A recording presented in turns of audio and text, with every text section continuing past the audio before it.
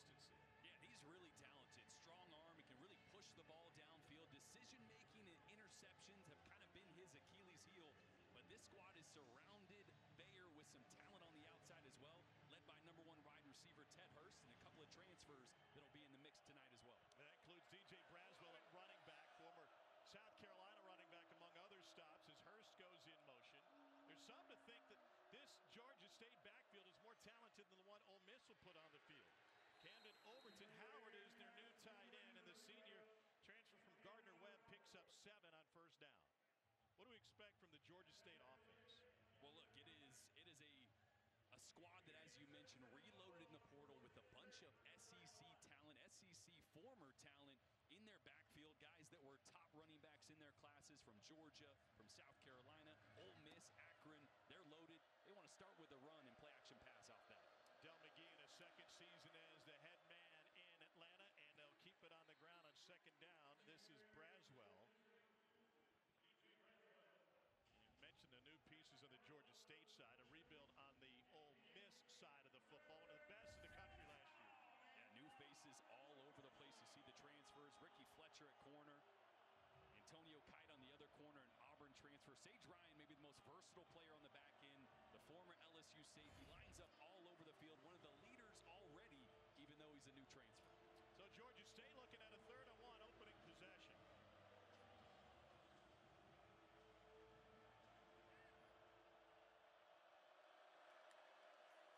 Bayer drops back, wants to throw, needing one, gets nothing. And some pressure in his face as he was aiming for Ted Hurst, but Xavier Harris sent him tumbling. Watch Harris come right down the A-gap, just puts Alec Johnson, the center, on his butt. What a way to start this game. They're going to go for it under center. Bayer tries to find some room, and he does, just outside of his left guard. And so Panthers rolling the dice early. Del McGee got a huge program win last year against Vanderbilt. They beat the team that beat the team. Vandy would later knock off #1 Alabama. But they struggled throughout conference play, and they come in having lost 7 of 8 into this season opener.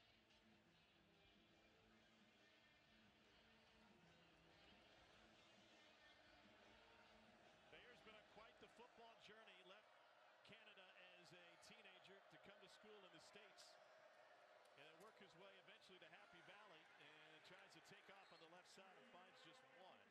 Jaden Yates is stopped. So Terrion Perkins is a weapon up front for the Rebels. No doubt. I mean, all the pieces at the front lost for Ole Miss. Walter Nolan, J.J. Pegues, Jared Ivey, Princely Umanmielen. Perkins may be the best of them all when it's all said and done. 10.5 sacks last year, 2nd in program history for a season. He is one of the more talented pass rushers in the entire country. Junior out of Raleigh, Mississippi. Preseason All-American. Amos, who just entered at running back, and it's the first touch for John Robinson, and it gets swallowed up by a Ricky Fletcher. You can tell Georgia State just trying to get the ball on the perimeter quickly, getting Christian Bayer some easy throws, trying to take the pass rush that we've already seen from Ole Miss out of the equation.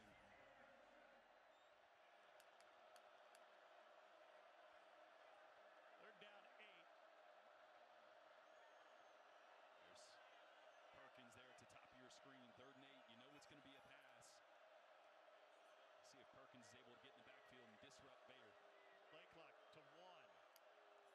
They just got it off. Bayer to the slant, knocked away, trying to find the leading receiver Hurst. And great defense on the back end for Ole Miss. Nick Cole does a great job there breaking that up. Ted Hurst is the go-to receiver for Georgia State. He's got inside leverage here. It's a really good route, but it's an even better adjustment by Cole. Undercutting that one, getting his right hand across without getting his left hand on the back or the jersey of Ted Hurst. Reed Shanley on to punt it away for the Panthers. Harrison Wallace III, better known as Trey, back to receive this. He stands with his toes on the opposite 15. Come up to the 19 to make the catch and has some momentum. First 3 missed. Now he's got the middle of the field. Flag comes flying, and Harris gets taken down at the 32-yard line. The flag is back. see if this one's coming back. 49-yard return off of a 43-yard punt, penalty notwithstanding.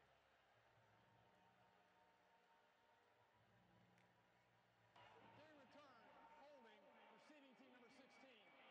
10-yard penalty for spot foul. First down. And Williamson is our referee, so we will bring this one back, and we get a look at Lane Kiffin's newest quarterback, Austin Simmons.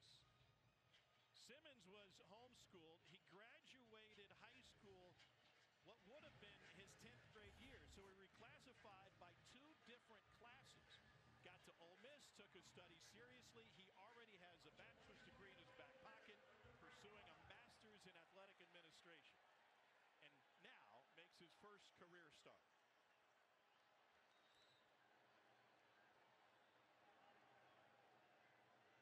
Empty backfield as Simmons, the southpaw, works out of the shotgun. Charlie Weiss Jr. wants this offense after this first snap to go at breakneck speed. He said that's how we will simplify it for our first-time starter. And that's an easy pitch and catch. Daquan Wright takes it to midfield and a pickup of 14. Yeah, the reason Charlie Weiss wants to go so fast, new defensive coordinator Travis Pearson for Georgia State completely overhauled the structure, the scheme of this defense, as well as most of the players. So a lot of unknowns as far as who they're going to be on defense. Fake to Kewan Lacey, out to Trey Wallace. He's got the sideline, and he picks up another Ole Miss first down, back-to-back gains of 14. So keep it simple for Austin Simmons, crank up the tempo, go fast, and get an idea in this first drive of just what Georgia's going to be. Are they 3 down? Are they 4 down? Right now in a 4-down structure. Simmons pulls it back, delivers over the middle. Daquan Wright takes it to the house. Welcome to the SEC, Austin Simmons. His first start, last of 49 seconds on the opening drive for a touchdown.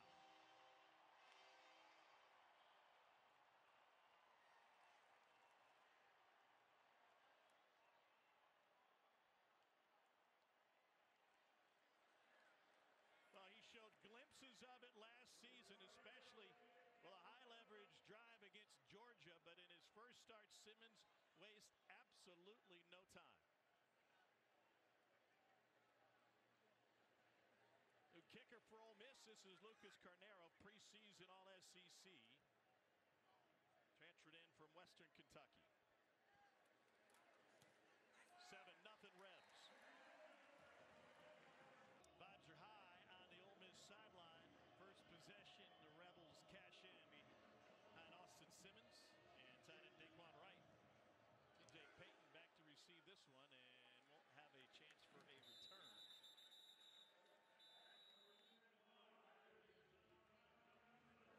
Well, pretty simple for Austin Simmons to direct the offense. Now it's Pete Golding and the defense going to work.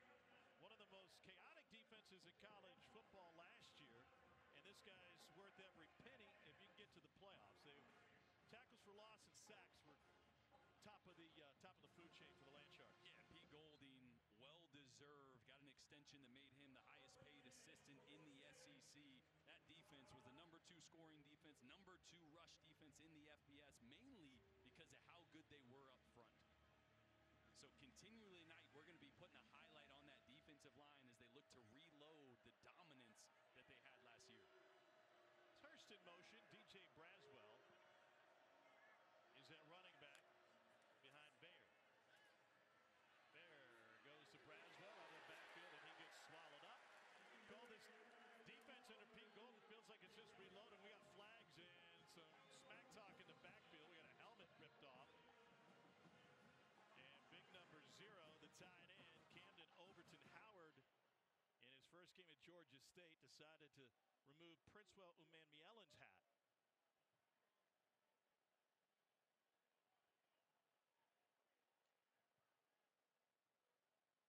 Georgia State came in showing some fight.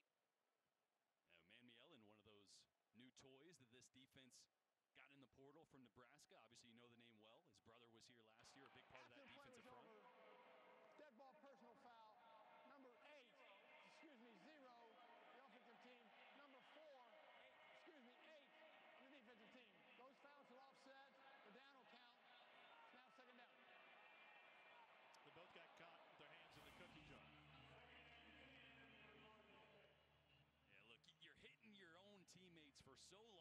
summer, all fall camp. You just can't wait to hit somebody of the opposite color jersey. You got to stop when the whistle blows, and neither of those guys wanted to. So 2nd and 9 now. Bears 6'5", 209. Saw action at both Penn State and Pitt before coming to Georgia State, and he's able to get the pretty good gain goal. Talking to Pete Golding on the field before the game, Tom, as you mentioned, that rebuild. I told him when we met with him, I said, Pete, I couldn't believe how confident you are in some of these individuals that you have coming back replacing NFL draftees. He said, well, you know, all of us coaches, Coley's like, we really don't know what the hell we have this year. Nobody knows. He's like, I don't either. So don't think I was too confident, but he does feel good about the level of talent that they have in certain spots, specifically on the defensive line. With guys like Walter Nolan, J.J. Pegues, who's in attendance tonight, being gone, he thinks they can be just as good, if not more talented than they were a year ago. That is saying something because they were elite last year. Just missed out on the college football playoff by a couple of spots. And a great pursuit and a takedown by Deshaun Womack, LSU transfer. Yeah, Womack's going to be on a little bit of a stunt, a TE stunt. The tackle is going to come here. He's going to loop around. Bayer's going to be looking to his right, but Perkins actually, the defensive end, drops into coverage right underneath the short route. Bayer's got nowhere to go with the ball, and that's Womack, one of those new pieces from LSU. And the nomenclature TE, the tackle goes first, and then the end. It could be ET, the end going first, tackle looping around. Football's simple. Let's just keep it 1 or 2 letters. Right. Put them in order. We don't want to think too much. Oh, he only got a piece of it. It takes a Georgia State hop and may have caromed off of an Ole Miss player. And so Wallace and knocked off Tennessee on Rocky Top. That was a disaster of a day. Do you remember that? A boat caught fire in the Vol Navy. Yes. And a band member passed out at halftime, and they marched right over that Tennessee band member. And then they the show goes on. Yeah. The show goes on. Yeah, Jeremy Pruitt suffered the loss that day. This is a young program, only 16th season of football in Atlanta. They play their home games where the Atlanta Braves used to play baseball. First and 10 for Austin Simmons. He wants to throw again. O-line holds up well, and he tried to fit it into a corner. There's a flag down at 32. Caden Lee, guarded by D.I.C. Hopkins. See what the flag's about. Holding on the defense, number 4. 10-yard penalty from the previous spot, and it includes an automatic first down. Outside Hopkins. It would be on the college football all-name team if we had such a thing. D.I.C. defrosted on that one.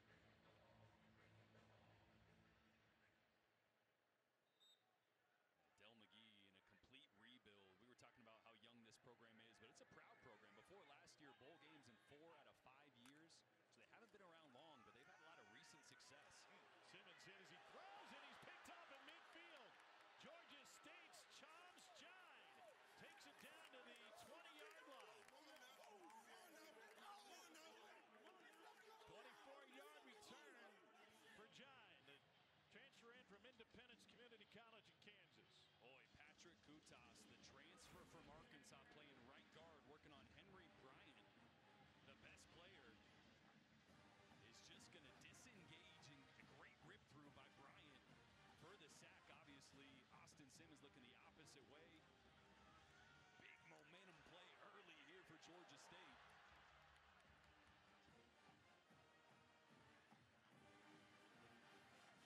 Simmons has 1-1.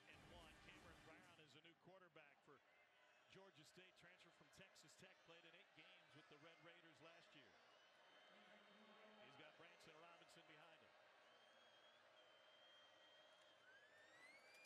Third possession, they changed quarterbacks and nothing doing on that run. That was a concern for Pete Golding. The different quarterbacks are going to play and trying to slow down this run game. So they couldn't be picked apart with number 1, Ted Hurst, who is a uniquely talented wide receiver, preseason all-conference in the Sun Belt. And Branson Robinson in there, a name that Georgia fans know well. He was recruited by Del McGee at Georgia, former 4-star, ESPN's number 1 running back, 36 overall recruit. DJ Braswell now in the game as well, a South Carolina transfer. Yeah, Robinson played for Kirby, had a couple touchdowns in the national championship game against TCU a few years ago. A couple of yards for Braswell that time. So our first look at Cameron Brown. He's from Warner Robins, Georgia, just south of Atlanta. He was the offensive freshman of the year at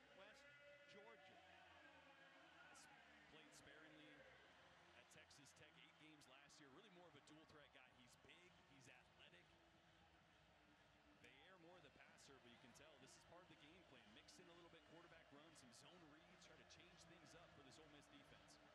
Short field for the Panthers after the pick. 3rd and 9. Complete. And a spin near the marker to Javon Robinson. They're at least a yard short. Now they have a decision to make. 4th and about 1. No decision. They're getting right to the line of scrimmage. They're going to snap it here.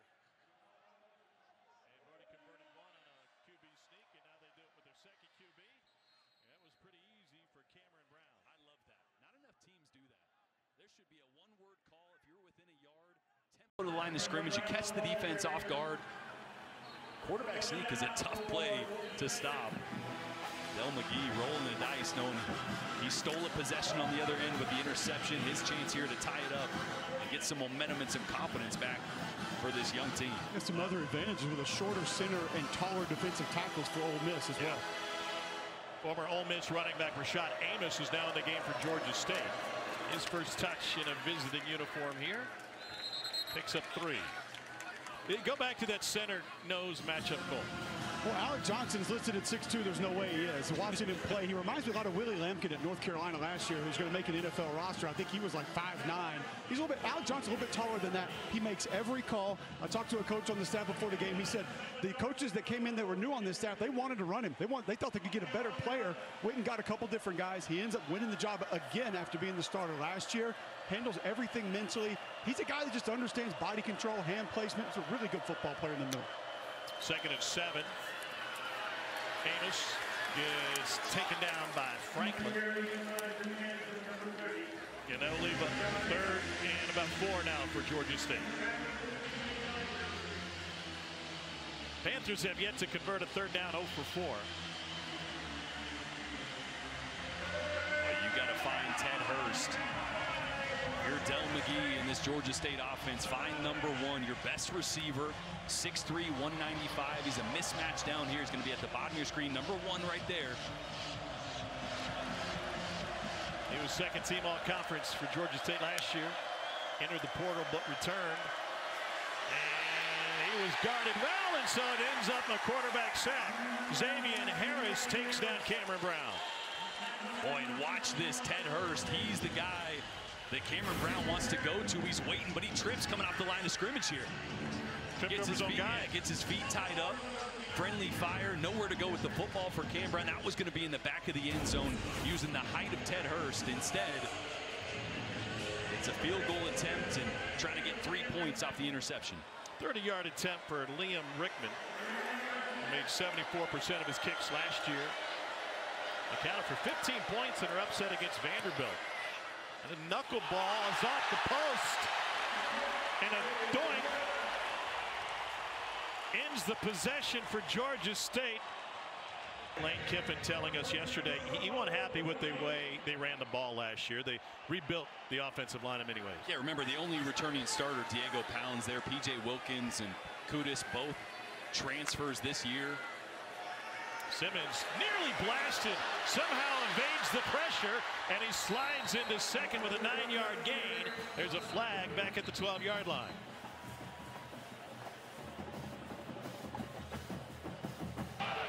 Holding, offense number 75, 10-yard penalty from the previous spot. Repeat, 1st down. That's Kudus, and Cole Kudus is having a tough start to this game. Struggling just a little bit. Slide protection there, and so Austin Simmons gets pressure from the backside, has to step up. You just have to understand when your quarterback may be on the move to disengage. Allow that defender to chase him down, but you know, it's been tough going for him. That one defensive tackle just kind of ran through him. That time, I'm not going to blame him as much. Your quarterback's on the move. It's tough to know exactly where he's going to be. So it leaves Ole Miss with a 1st and 20. Pocket holds this time. Simmons, but time converts over the middle. It's Winston Watkins with a 28-yard gain for the freshman from Fort Myers, Florida. That's a great touch pass. I love watching Austin Simmons because he could throw the ball through a brick wall if he wanted to, but so much he's able to manipulate, slow the pace down. Be accurate with touch throws. There's Deuce Alexander. Alexander with the cutback takes it down to the 30. That's a gain of 31. Deuce Alexander, another one of these transfers, the Wake Forest product. was actually on the opposite sideline when Ole Miss beat them 40-6 last year, and he's going, man, I kind of like what they're doing over there. 6 plays, 6 first downs. That will hurt the average, and a completion to Caleb Odom. Yeah, it's easy to see that you would like what they're doing over here offensively, because since Lane came here, they've been one of the best in the country. Take Harrison Wallace, for example. They were in a playoff game, and no receiver caught a football for Penn State. I mean, and he's their #1 receiver. He's got to be going, man, I got to get somewhere they're going to throw me the football. It is a deep wide receiver role as Quan Lacey, the Missouri transfer, picks up a first down. And Lane Kiffin said, I know all these guys want to go to the draft. They want to make more money. We need to share the football. If we run at a tempo, which we're possible to do, then everybody get a crack at it. It's a lot easier to share the football. Simmons, end zone, intercepted for the second time. What a grab by Jordan Huff.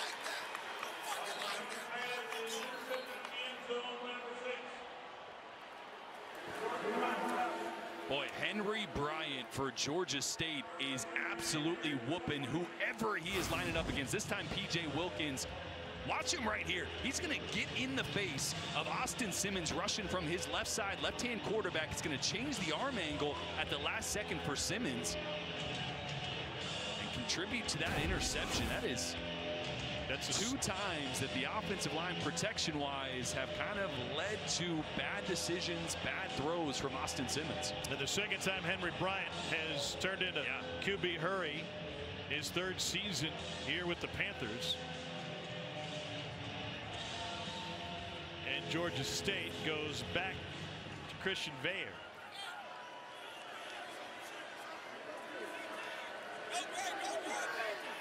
Veyer was their starter last year. And with the handoff, there's room on the left side thanks to a shake from Rashad Amos. And he stays on his feet with a burst past the 30 and a first down run of 15 yards for the former Ole Miss Rebel. 6 games with Ole Miss last year for Rashad. Rashad, you want to talk about a journeyman for college football? What's he been with? 7 programs? Obviously, Ole Miss being one of those stops for the fans that remember the name. You imagine the gear. Yeah, do you think he's kept it from every squad? I'm going to say no. Some goodwill dumps there. I would. I still have mine somewhere. Only one school, though. Part of a very deep and talented running back room for Georgia State, and Amos again takes it straight ahead. A lot of stickers on his suitcase as he has traveled the college football world. 7 schools, 6 states, 5 conferences. Is that enough for you? Coming out of Sandy Creek High School in the Atlanta area. Well, that's just a credit to head coach Del McGee and his prowess as, I don't know if you call it a running back whisperer, but he's worked with some really good ones. Nick Chubb, I think that's fair. Sony Michel, DeAndre Swift, Zamir White, all taken in the first 4 rounds of the NFL draft out of Georgia. All guys that were under his tutelage. Pressure on Veyer. He's able to escape, and he cuts it back across the logo. He's got a first down with his legs. That's a great job by Veyer, just stepping up in this pocket. It's going to condense.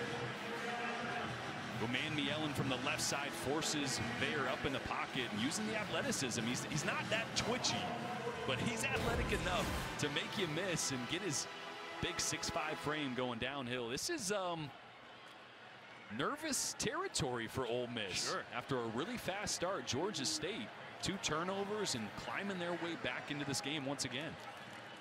It'll bring it in.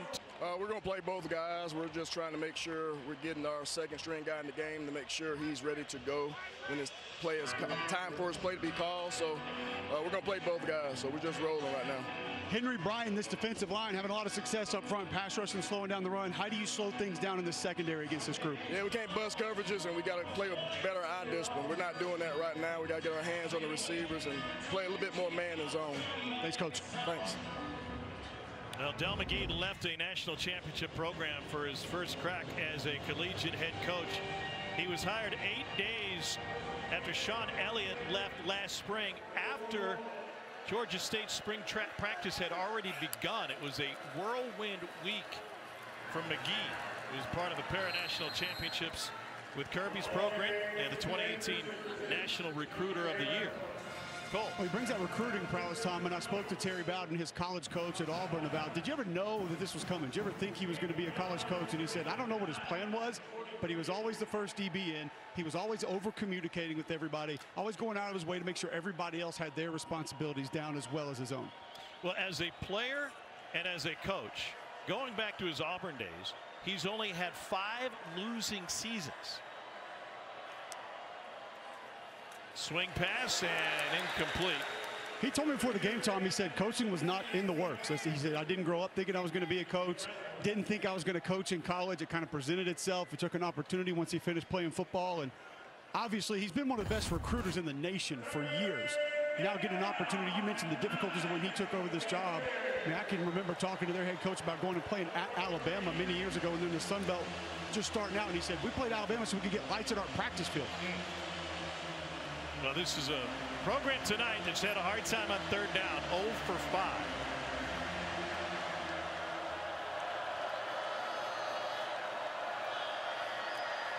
But hanging in there, only down a touchdown. Over the middle and incomplete.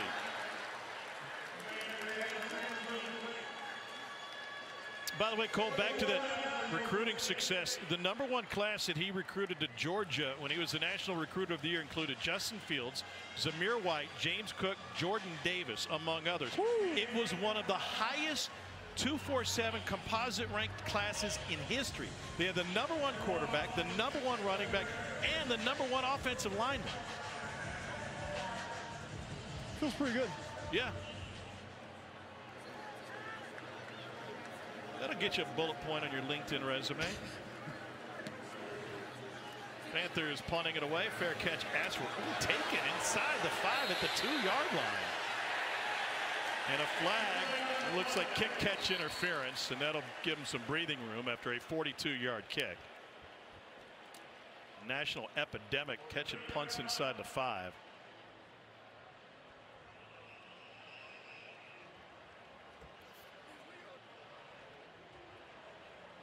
Looked like Leo Blackburn was the gunner that got flagged.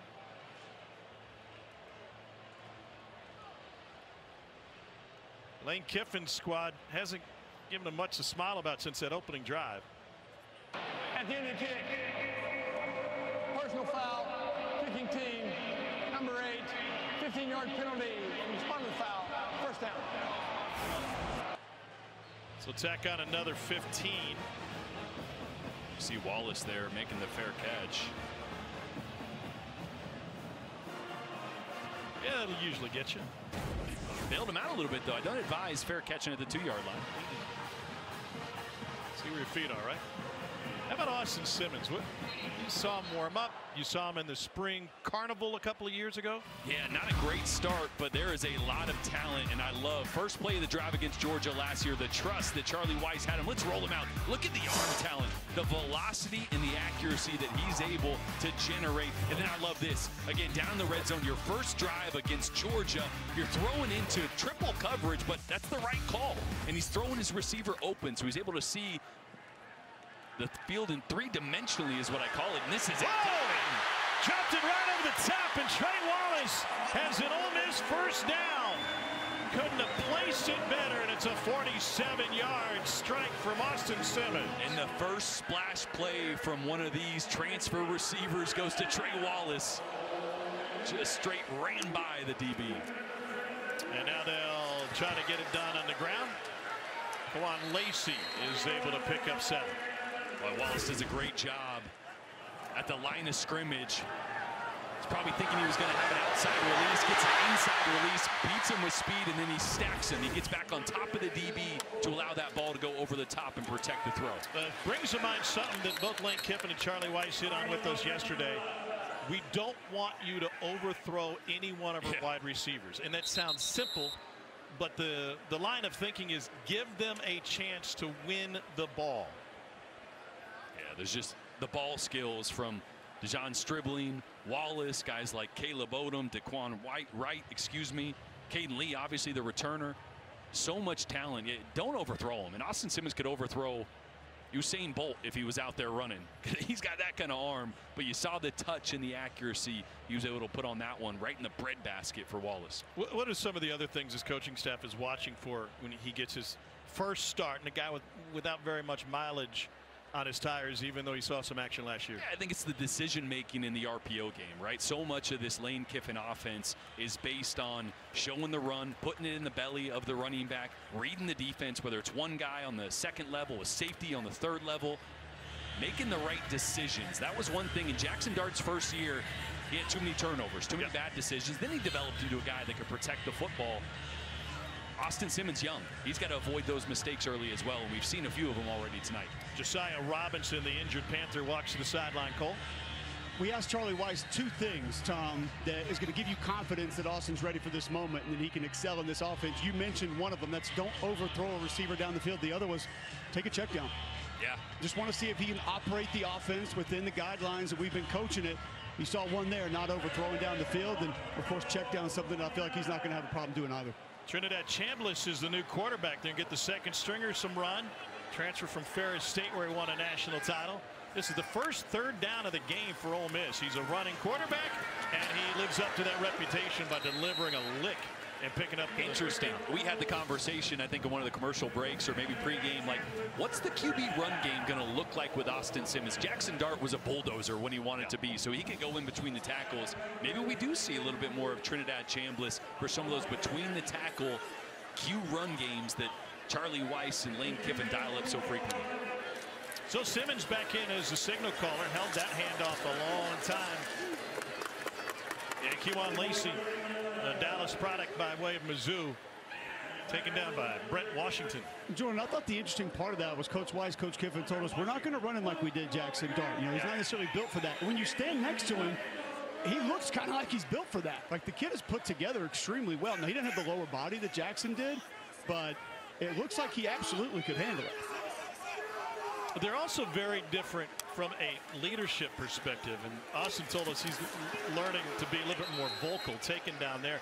Cole, you talked with Jackson. What did he say about his former understudy? He's so excited for this young man this year. I talked to Jackson Dart today, and he essentially just said it was cool to see his growth while we were both there together. And now that I'm gone, I think he's going to explode this year. I think he's going to be a contender for SEC Player of the Year. I think he's going to thrive in this offense. Jackson even saying he can do things with his arm that I couldn't do. They are built different, but I'll tell you this, Jackson Dart might be his biggest fan watching him tonight. 3rd and 10. Simmons fires. It is tipped and incomplete. Trying to sneak it into Caden Lee, and Bernard Causey had the coverage on the back end. Boy, this is one of those times I was talking about touch throws. This one he's got to put out in front of Caden Lee. There's a lot of green grass in front of him. Throw it out, let him run under it to catch. That time he tries to put it on a rope, allows the DB to undercut that. That's one of those things you start to see the field differently with more time, more experience. That's a throw and a mistake he won't make twice. 42-yard attempt for Lucas Conero. He was a Lou Groza Award finalist last year and on the preseason list this season. And he splits the uprights from deep. And the Rebels able to up the advantage. They've survived a pair of Austin Simmons.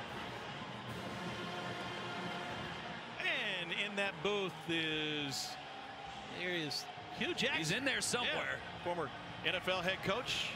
4 different stops as an offensive coordinator in the NFL as well. A couple NFL guys. Joe Judge, the former New York Giants head coach, the quarterback coach on the other side for Ole Miss. He brings intensity, huh? Yeah. Ball tipped on the rush, and it falls incomplete. TJ Dottery, the leader of this Ole Miss defense. Yeah, remember, they're trying to replace Chris Paul. TJ Dottery, obviously a standout from last year. They added a couple of small school tackling machines. Jaden Yates, Andrew Jones, Taj Chambers, a bunch of guys to try to mix in and out next to Dottery, sure up that second level that was such a strength for this Ole Miss team last year. Yeah, I think Chambers, number 26, right there next to Dottery, may have the highest ceiling of anybody on this Ole Miss defense. Back to the ground game. Nearly a 5-yard pickup for Branson Robinson, former Georgia Bulldog.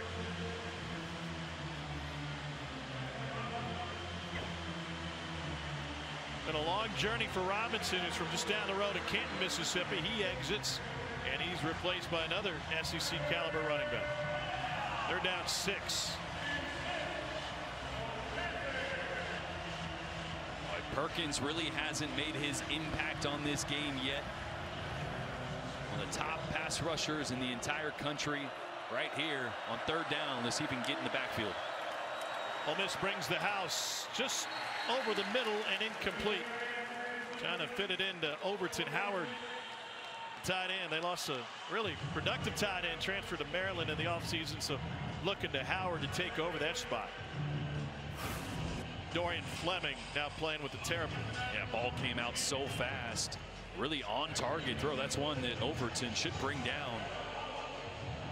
You know, you said transferred to Maryland, and in today's day and age, it's more like signed as a free agent with Maryland. You know, I mean, these guys, especially the group of 5 teams, their rosters get poached. If someone's good, they're gone. It's really, really tough to develop players at that level. Reed Chanley to punt it away. Trey Wallace from the 26. Straight up the gut and to the 44-yard line. Another wonderful weekend in Oxford, Mississippi. Been a rocky start so far for this Ole Miss offense. The offensive line has been retooled, and it hasn't been the best friend of Austin Simmons tonight. Hit on that one, causing the interception. A little bit of pressure in his face, causing an errant decision and throw here so far. We talked about the responsibility for Austin Simmons of filling the shoes of a generational talent in Jackson Dart, all-time leading passer in the school. Obviously, the expectations around this Ole Miss program changed with Jackson Dart's tenure here. Not the start that Austin Simmons envisioned, but I tell you what, knowing this kid and his mental makeup, he's not phased one bit right now. He's going to get right back to doing what he does best, and he's as talented as it comes. I expect him to turn things around here. Yeah, he said we all came with one goal. That's to beat every team we play. He hooks up with Daquan Wright again. And Wright has a 19-yard gain.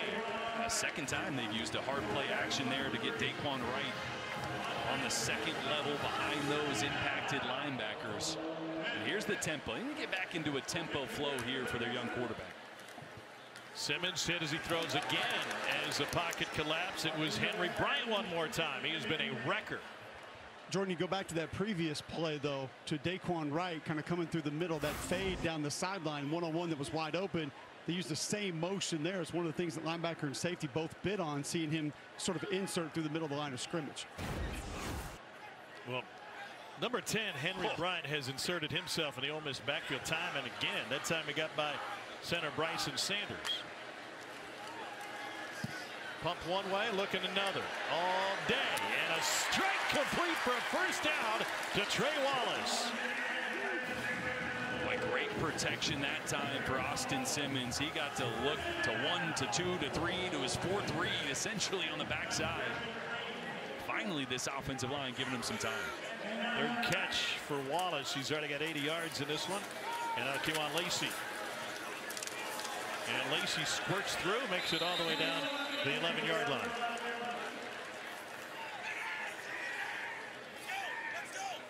They got Lacey from Mizzou, Logan Diggs from LSU, Damian Taylor from Troy, and then a couple other younger pieces that they really like in the backfield. Here's Lacey, touched in the backfield and pops through again after contact. Henry Bryant in on the stop, turned him around. They cannot block Henry Bryant. I'm going to sound like a broken record, but it once again comes right through the A-gap with a near TFL. So 3rd and 3. And Lacey may be short. Ian Matthews in on the stop. There's an injured Panther. Will give Ole Miss time to think about it once they set the ball. It's Matthews who is down on the ground for the Panthers. Lane Kiffin, early in his tenure here at Ole Miss, was an analytics lover, and part of that was waiting for the kicking game to come around. But it was hard to find anybody that went for it on 4th down more often than Lane Kiffin did. Now, the last couple of years, they added a kicker that was legit and one of the top scorers in the game. But top 10 first 3 years in the number of times that Lane Kiffin decided to go for it on 4th down, that affects all of the play calling, even on 3rd down. No doubt. Yeah, I remember doing games a number of years ago where their 3rd down play calling was really like 2nd down play calling.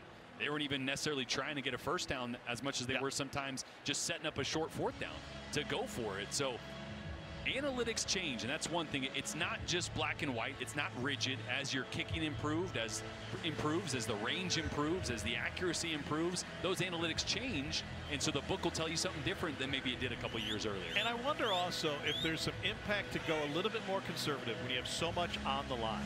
They led for all of 56 minutes last year, and they were just trailed. Sorry, but no, they led. Sorry, all you're right. Yep. Get out of my head, Rogers. I messed you up. The point is, every game they played last year until the very end mattered. They were right on the cusp of getting in the playoff.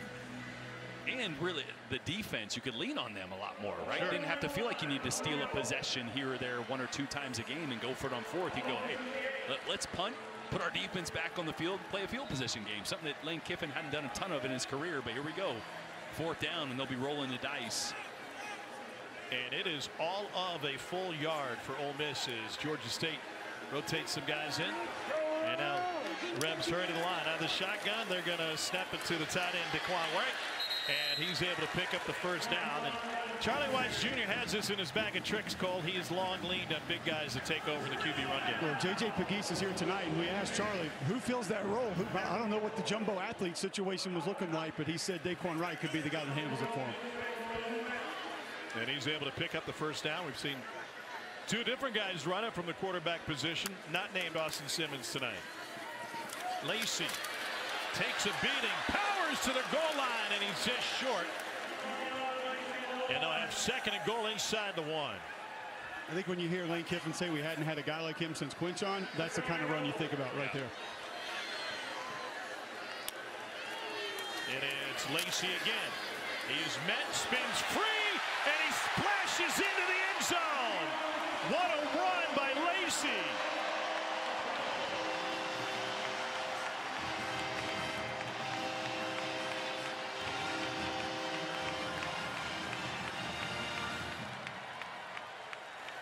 Wow.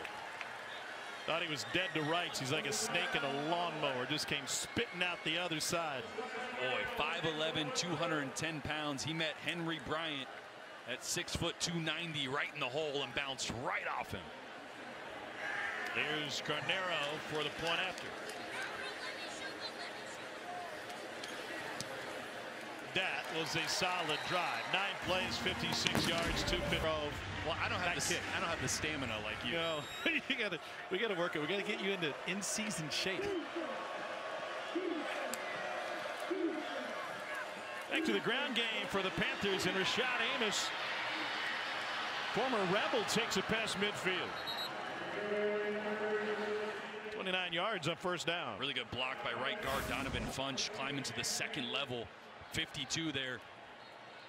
Getting a block on TJ Daugherty that sprung Rashad Amos free. Amos having a good night.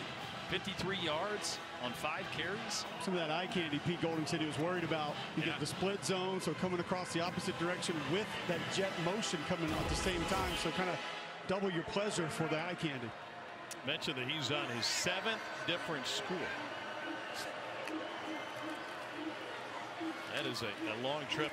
South Carolina, Miami, Ohio, Mississippi State, Colorado, Ole Miss, stopover in Memphis, and now Georgia State, part of a handful of transfers in the Georgia State running back room. I just think about how annoying moving is. In college especially. And just, I just don't know if I can make myself do it, to be honest. You gotta borrow somebody's truck. You got stuff in the dorm that you bought cheap. You're not sure if I should throw it away or keep it. Can't move into your new place till a week later, and you've already got your stuff out. Y'all had way more stuff than I did. Throw it in a laundry basket, put a backpack on. Let's go. 2nd down. You also rode in a school bus from Missouri to College Station, Texas. Just wanted to go check out the Dixie Chicken and see some college football, Cole. Afraid of a road trip every now and then. 3rd down coming up for Georgia State. Probably set a record for a ride in a Yellow Dog school bus, so. Georgia State is 0 for 7 on 3rd down.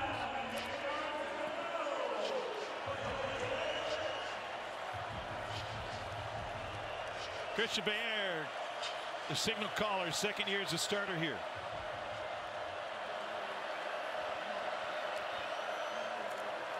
Pressured up the middle, gets rid of it, and beautiful catch and run by Javon Robinson. And Robinson is into the end zone for the Panthers. 43-yard strike.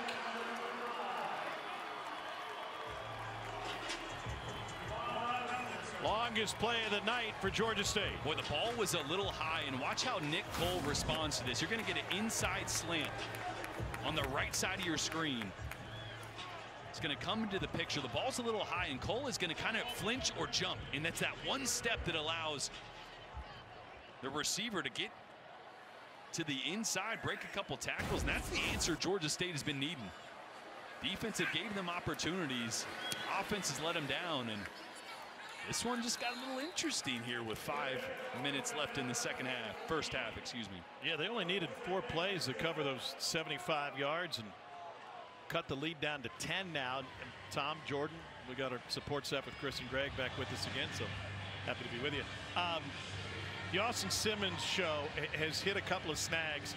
Maybe not his fault, but offensively, Ole Miss has just not been firing on all cylinders. Little his fault, right? A couple of throws haven't been sharp, but really the offensive line to me has been the most glaring deficiency. And that was an area last year that we thought was going to be really good, kind of underperformed. They're just getting whooped right now up front by this Georgia State defensive line, and they really don't have an answer.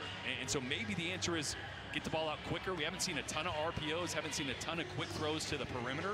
A lot of it's been downfield, but right now they're not able to block Henry Bryant, number 10 for Georgia State, and they need to have an answer. Well, remember, Charlie Weiss Jr. told us we're going to do things like more condensed sets to help get our receivers up blocking second and third level. You start having those conversations as to you need those blocks to be able to help the run game get going. So that workaround has been a part of the plan through fall camp.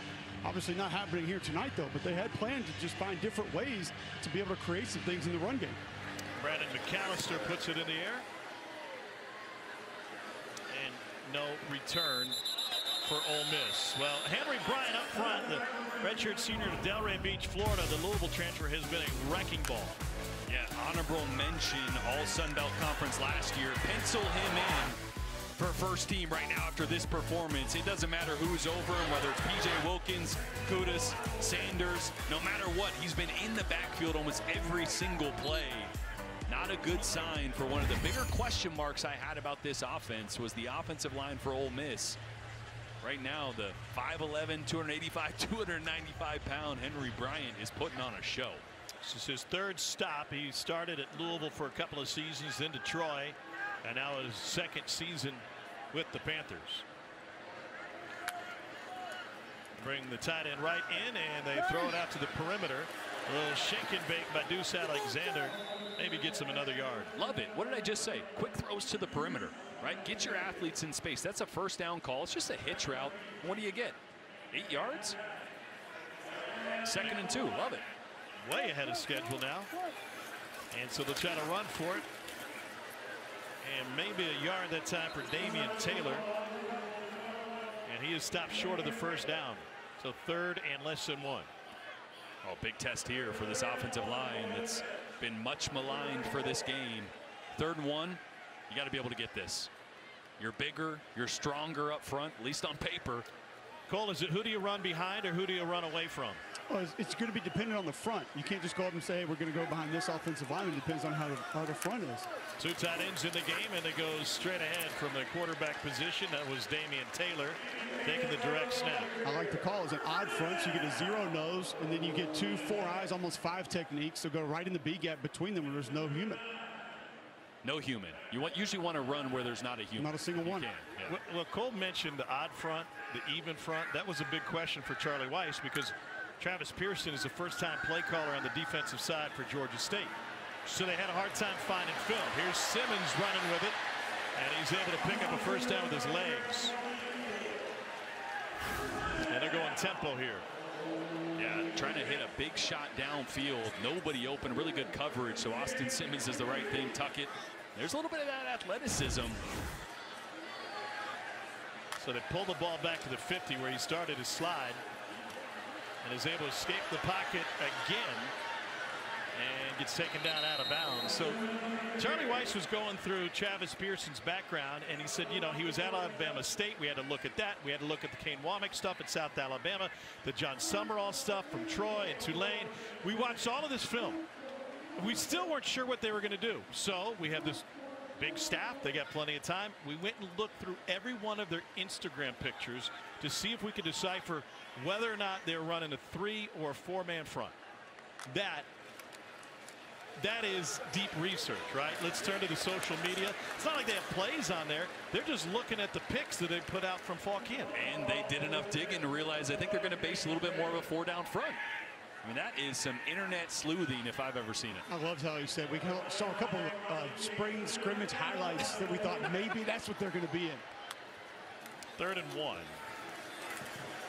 And the first down run by Taylor. I just hope like whoever was doing it didn't accidentally slip and like a picture they weren't supposed to like. Oh yeah, you never want to do that. Go like a picture from a year and a half ago. Uh-oh. Yeah. Hey, you've been creeping on me. Red flag.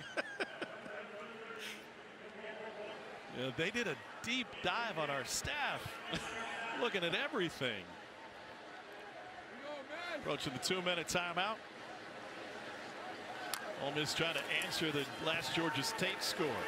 Play action. Deep out route and incomplete. Off the hands of Deuce Alexander, Wake Forest transfer. Boy, and this is that throw earlier that he had to Caden Lee that I said you got to put it out in front of your receiver. Does a great job on this one. I mean, it literally hit Deuce Alexander in the face mask. Got to bring that one down. Thought you were going to use a "Coming to America" quote there. Very disappointed in you. Not one of the ones I can quote as well, you know. Watch that on your flight tomorrow. Complete for the first down, and then take us to the 2-minute timeout as he hooks up with Caden Lee. Up and down. All right, thanks, fellas. Appreciate it. Great to be back with y'all. 3rd and 1 for Ole Miss. Simmons wants to throw, and out of the backfield, juggling, and finally held on by Caleb Odom. It's been that kind of night for Ole Miss. Like nothing is smooth, nothing is perfect. Yeah, nervous hands there for Caleb Odom. The Alabama transfer switched positions as well. Was a wide receiver in the spring. They've been banged up at tight end. He's a big-bodied 6'5", 235-pound receiver. Working him in at tight end a little bit. Simmons delivers a hair wide. You watch a lot of Arch's game. They're going to talk about Texas. Yeah. Similarities in a first start with Austin Simmons and Arch Manning? Well, it shouldn't, right? I mean, Arch got 2 starts, 3 games, a couple other drives in meaningful situations. Austin, really the only meaningful football he played last year was against Georgia, so I expect a little more of the nerves out of Austin. We saw those early. Seems like he's starting to shake those off. I love that they're going back to the quick game, getting the ball out of his hands quickly. I think Charlie Weiss there in the late first quarter was really big play hunting. Yeah. He just wants to blow this one back open, shake off the rust and hit a big play, and it just hasn't been there. So getting back to this offense in tempo, working the quick game, that's when they're at their best. 13th play of the drive for Ole Miss and Austin Simmons.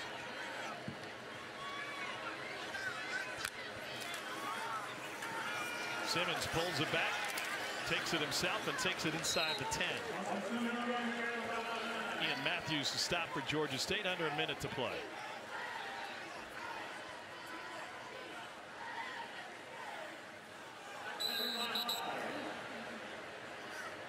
And Georgia State is going to use a timeout. Timeout. Georgia State. Their first of the half. This will be a 30-second timeout. Well, that stops the clock with 45 seconds. College football off and running. So great to have it back. Some of our week 1 storylines. They'll talk about that Ohio State win today. 3 top 10 matchups for the first time since 1950. And 4 SEC, ACC games, including Shane Beamer facing his former team.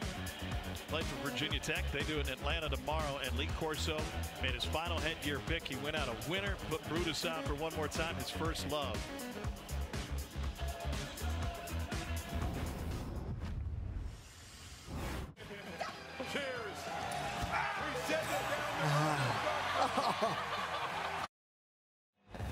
That takes us back to October 2014. Corso picked Alabama over Ole Miss. Katy Perry did not like it. She was later seen stage diving at Funky's. They're going to change it up again. Simmons 5 for 6 this drive. And Chambliss, after the fake, ends up scampering out of bounds. I think the Katy Perry headgear pick, the way she reacted, the way she played the crowd with the corn dogs and everything else, that was one of the most iconic headgear picks we've seen. All-timer. I mean, you saw the stare down there at the end with her hands up in the air. I don't think anybody had ever ripped the headgear off of Corso before. I'm going to miss that. What a great way to start our Saturdays. No matter if you're working college football or just watch it, it brought a smile to my face every single time. 3rd and 5. Simmons back in at QB. Leaves it just short, and a spin and a stop. And it was Stribling, and it'll bring up 4th and goal from the 2-yard line. Pardon me, 1st and goal.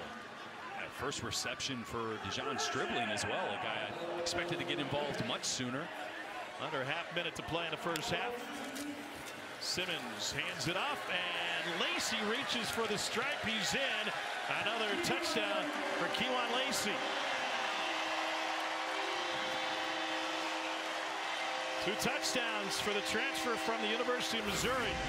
Played in 6 games with the Tigers last year. Immediate impact with the Rebels here in game 1. And it was really close there to the goal line, but he is the perfect mixture of explosive speed when he needs it, as we get a good look here right down the line. Did look like the nose of that football got just across the front of that white line, but the mixture of explosive speed and physicality, right? The numbers aren't crazy right now. Oh, did it get across? I don't know. It is real close. The ruling of a touchdown on the field is under review. All he has to do is break the plane with the nose of the ball. As the elbow came down, the fact that his hand was in front of it precludes our vision. Also may have kept it from sneaking over that the front of that plane. Yeah, tough to tell. The hand covering the nose of the football there as we saw it down the line.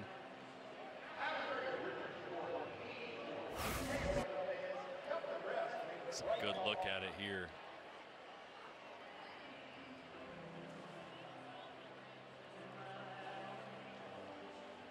He's done a good job finding holes down here around the goal line. This one, the camera a little past the goal line here, so we're looking at it not quite straight down the line. The elbow is going to go down right there. Ball, as Tom mentioned, the nose of it you can't quite see. I think one other element is it felt like he had full extension right before the elbow went down. Right. He may have broken the plane before the elbow went down. Yeah, and then the ball kind of came down just short of it, possibly. I just don't see anything that's going to flip that back to being down at the 1. It's kind of the best shot down the line. After further review, the ruling on the field has been upheld. Touchdown. So, second rushing touchdown for Kewan Lacey. He was #2 running back in the country at Lancaster High School, 4-star recruit. Started playing for Eli Drinkwitz and now playing for Lane. Yeah, Kiffin said we just haven't really had a guy like him. As I mentioned, the combination of speed and physicality since Quinshon. All right, just the ability to be a game breaker with your speed, but also between the tackles in the red zone, get the tough yards when you need it. He's done that a couple times for each of those touchdowns. It was a 75-yard drive, in which Charlie Weiss Jr. milked nearly 5 minutes off the clock.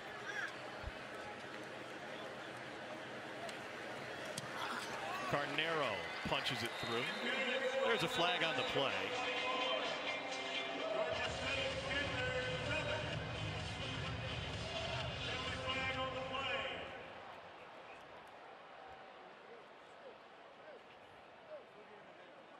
Again, Williamson, our white hat.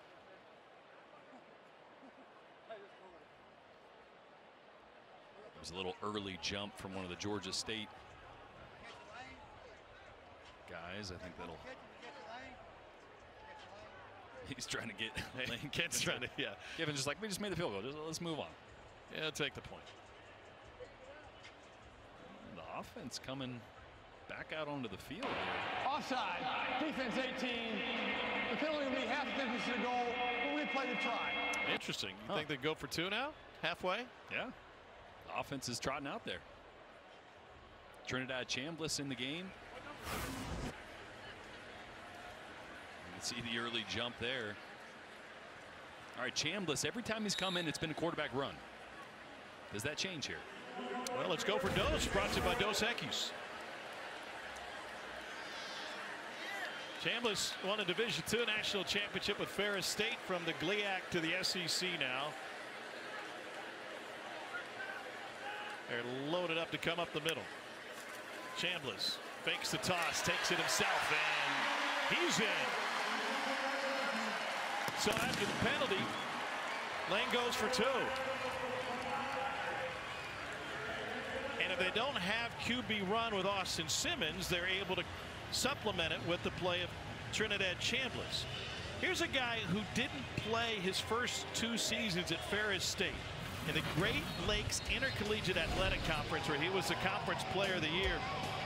They won their 3rd national championship in a 4-year span. They knocked off Valdosta State. In the championship game, he had 3 touchdown passes, a touchdown run, and a touchdown catch. 51 touchdowns last year in 15 starts and 3,000 yards of offense. You see why Charlie Weiss Jr. and Lane Kiffin liked it. I tell you what, just watching him down in the indoor pregame throw-in with Austin Simmons, he has an absolute cannon as well. Extremely gifted. And one of those guys that they found in the spring portal, so didn't show up till summer, fall camp, and has picked up this offense really quickly. By the way, he wasn't even their starting quarterback. Their starting quarterback broke his leg in game 2. Chambliss got an opportunity, and he never looked back. Well, I hope that guy goes straight to the NFL then. I don't know why Chambliss was sitting on the bench. What is going on? This kid can play. He was also an all-state basketball player, so I always find it fascinating. We talk with offensive coordinators. They have a run-first quarterback. How do you keep from being predictable when he enters the game? Well, you have those 1 or 2 plays that you end up putting on tape at some point, right? Every coach is scared to lock in on one thing and say, oh, I know what's going to happen, because that's when you get beat 80 yards for a play action over the top. So that's why I wonder down in the goal line, is this going to be a little play action, pop pass or something like that? They always have a wrinkle that they put on tape, and then teams down the road at least have to play balanced or prepare to be balanced against a quarterback, even if he's going to run 80% of the time. Austin Simmons, 228 yards, a touchdown and 2 picks, and coming up at the half. Getting to a rhythm. We got to remember, this is his first start. He hasn't played much meaningful football until tonight. All right, let's read and react, Cole. Run game has been a struggle for the Ole Miss offense. How do you manage that? Well, you use different formations. Tight end, you're going to see Daquan Wright. Watch him push through the middle of the line of scrimmage. He's going to insert here. Look at those 2 linebackers react, fly to the line of scrimmage. That's going to open up coverage down the field, give you more favorable coverages. Well, you saw those linebackers attack him. Watch him try to attack here again. Whoop, going to slip right through, wide open over the middle of the field. So usage of that tight end in different formations. Charlie Weiss, Lane Kiffin going to use those things to try to help up things in the run game and get this Ole Miss offense rolling. Cole, I like the way you roll up your sleeves like you're working election night. Like you are just in the thick of it. Well, Harrisburg here has got the polls out. We're about 40% here until we're going to close it up. So we won't know till 2 in the morning on that one, Tom. But back to you. 2nd and 10 now after the incompletion. Ole Miss got off to such a hot start offensively. Each of their first 8 plays garnered a first down. Now, slowed down since then, obviously. Simmons throwing a couple of picks, so he will take off running. He's got such an interesting background. He was homeschooled. That allowed him to graduate way early. And then he went to Pahokee High School. You're homeschooled in Florida. You can pick wherever you want to play your sports.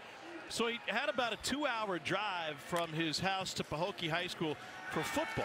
There's a football power, and he gets hogtied here and dropped with a sack by Josiah Robinson. Then in the spring, he went and played at True North Classical Academy. We sat down with Austin yesterday. I said, Austin, I don't want to make any assumptions, but we know what Pahokee is about. They're in the muck. True North Classical Academy is a charter school. I imagine your teammates were on either end of the socioeconomic spectrum. How has that helped you be a better leader and teammate? He's like, gosh, I hadn't thought about that. Playing travel ball throughout baseball, pressured again. And on the run, delivers a dime to Trey Wallace, who turns it upfield and now bends it back towards the middle. And the idea, Jordan, that you play with such a a wide variety of cultures in every football locker room. He's already been through that with multiple teams. Yeah, as a leader, especially as a quarterback, you have to be able to motivate, and as we get a little handoff here, you got to be able to motivate guys, and you got to be able to speak to guys of different backgrounds. Some guys respond really well to you getting on them, getting in their face, telling them exactly what you think. And other guys, you need to be a little softer with. You need to pat them on the butt a little bit. Yeah. So being able to be in two diverse situations where you learn how to be a leader at each one, I think is very valuable for college football from a quarterback's perspective. Here's an open run by Kewan Lacey. And Lacey's looking for his third of the night. 42-yard run for Kewan Lacey. It's a 3-touchdown night for the transfer running back.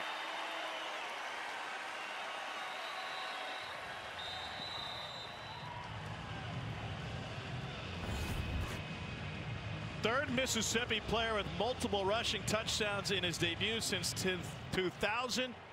Ben Jarvis, Green Ellis did it. Scotty Phillips did it. And now Kewan Lacey tallies another. There's an injured Panther on the play. And so Fuchsius Lewis will be helped off the field as Ole Miss lines up to go for one. Lucas Carnero.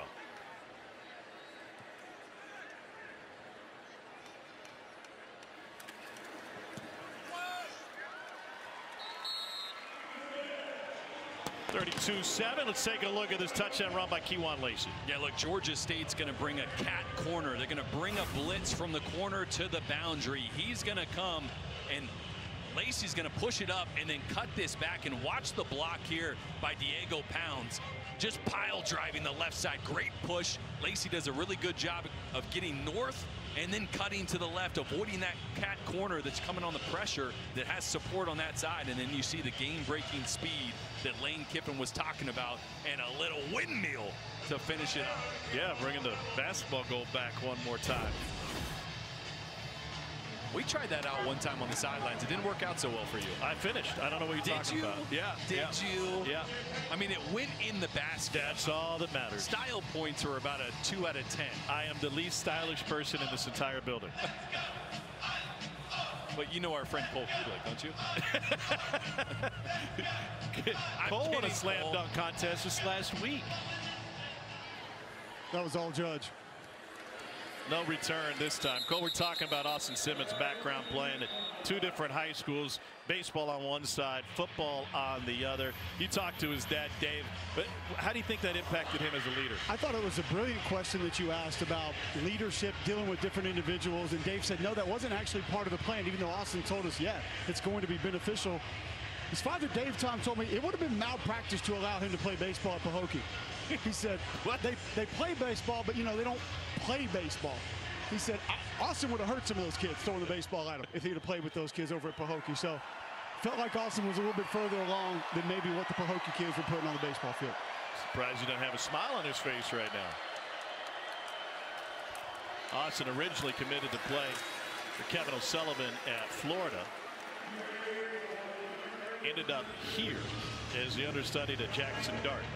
Well, I love staying with baseball. Tom, you asked him kind of about changing the arm angles, and Jordan was like, you know, baseball, arm angle, this, that, whatever. And you said, well, if you throw so hard, like, why don't you throw sidearm like you do in baseball? And he said, oh, I can throw the expletive with baseball sidearm. Well, which goes into his pitch repertoire, right? I mean, he's a fastball. It sits in the mid-90s. Mike Bianco, the head baseball coach here at Ole Miss, said this guy didn't play that much baseball, right? He was splitting his time between two sports. He was going to be at least a second or third rounder, would have been in our rotation. False start. Offense number 54. 5-yard penalty. It remains second down. In fact, he sealed a key win, Mike Bianco's 1,000th win as Ole Miss head coach. Game 2 of a doubleheader on a Saturday in Athens. This is Charlie Condon, SEC Player of the Year, 3rd overall pick in the draft. And Austin said, good morning, good afternoon, good night. 3 sliders to dispatch a record-setting hitter. I thought it was pretty cool. I asked Lane Kiffin, look, everybody in the country got introduced to Austin Simmons on that drive versus Georgia last year. Yeah. I said, was there a moment in practice when he first showed up that you knew he was going to be something special? Obviously, I was referencing football. Sure. He goes, oh, yeah. That right there, what we just showed. Oh, we got a pick and a big man rumbling. Xavier Harris with the takeaway. Threw it right at his numbers.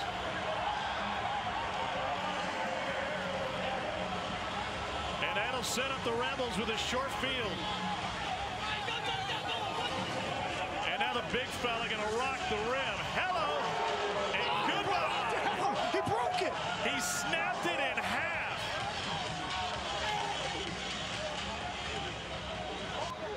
Wow, he went Shaq Fu on that bad boy. All 6'8", 330 pounds. Watch Xavier Harris. Come on. Yeah, he did get the legs up like Shaq. Someone's got to put a little more sand or water in that base. No, he broke it in half. Oh, my gosh. This is why we can't have nice things. If there is a welder in the immediate area, please report to Vaught Hemingway Stadium. Simmons under center, a handoff to Deuce Alexander. Down to the 11. Cole? Tom, you mentioned it. I don't know if it was broke more than dislodged, but literally, look at this. It took the entire thing out of the frame. Just out, completely out, done. Yeah. They're gonna take the logo off because he ripped it out of the goal? I don't know. Look, how do you dunk it and it comes out of the... They need to call up Gorilla Goal and get a real one installed. That's probably here. the first time he's ever got to do that, right? He never even envisioned having the opportunity to dunk the basketball. It's the receivers and the running backs. The best part is you're in full pads, too. You have a helmet and shoulder, so you can just go full Shaq Fu, and it doesn't matter. You're not going to hurt yourself. You knew that was happening, by the way. Do they have a backup basketball goal back there? They go across the street to the pavilion? I'll find out for you. I don't even know where they're taking that one. Wow. What got lost in that is... On the field with the ball reached line to gain. Previous plays under review. All right, I have word from the equipment staff that they think they have another one. They're going to try to get another one. So there you go. Maybe that's why they took the logo off that one. Yeah, this guy's slapping on the new one. I was about to say, what got lost in that is what a good play that was by a big defensive lineman. He read the quarterback's eyes the entire way, and that ball got thrown pretty hard, only about 8 yards away, and he came down with it. We are so distracted by the dunk. I have no idea what what is going on right now. I don't know. They're looking for a new basketball goal. I don't think anything got lost in our conversation there, actually. They ripped the top of the basketball goal out of the bottom of it. They want to make sure they get the spot right. Kewan Lacey's knee is not down until there, so the ball should be a first down. By the way, Lacey's the first Ole Miss player with 3 rushing touchdowns in a season opener since Artie Moore did it against the Vandals of Idaho State in 1996. Artie? Yeah. A little two-sport athlete, Artie was.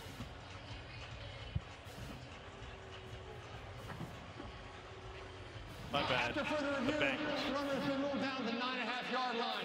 That will result in a first down for Ole Miss. That's a good review. Call overturned. Good work, fellas. Idaho State Bengals. I thought for a second they were actually reviewing for a possible unsportsmanlike penalty on for hanging on the rim. Yeah, on the ring. You would get teed up for that for sure.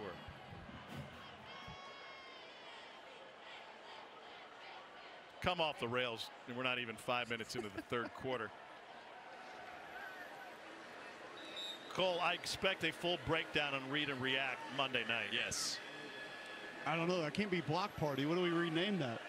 Destruction Party? Yeah. You'll think of something. Out of the pistol now.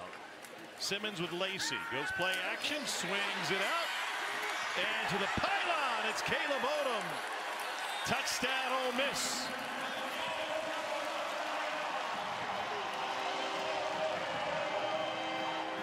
Four-yard touchdown catch for number 4, Caleb Odom. Well, Caleb Odom is going to be a really fun wrinkle for Charlie Weiss and Lane Kiffin in this offense. Great extension there to get over the pylon for the touchdown. I mentioned the Alabama transfer at 6'5", 235 pounds, was a receiver. But coming out in high school, he was actually the number 3 overall rated tight end and H-back. And because of some of the injuries, Luke Haas, the transfer from Arkansas that was injured, they moved him to tight end. And he's going to have an opportunity to make an impact in this offense as a big-bodied wide receiver that can block and mix it up as well.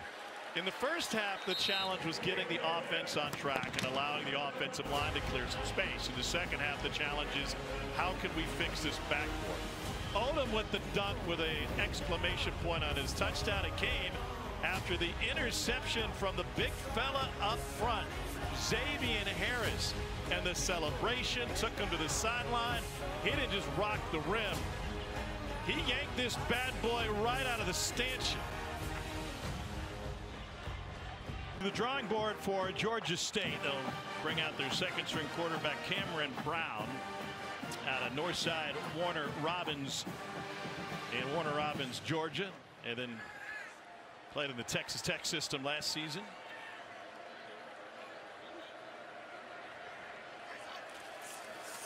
Great penetration up front. And Rashad Amos maybe picks up a yard.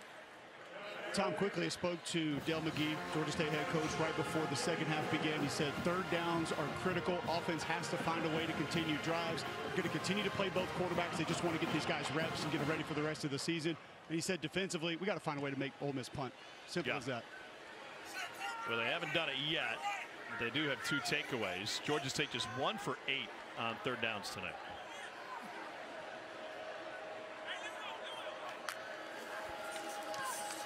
Good push up front again, and a great break on the ball, but it draws a flag. Ed Hurst, the intended receiver.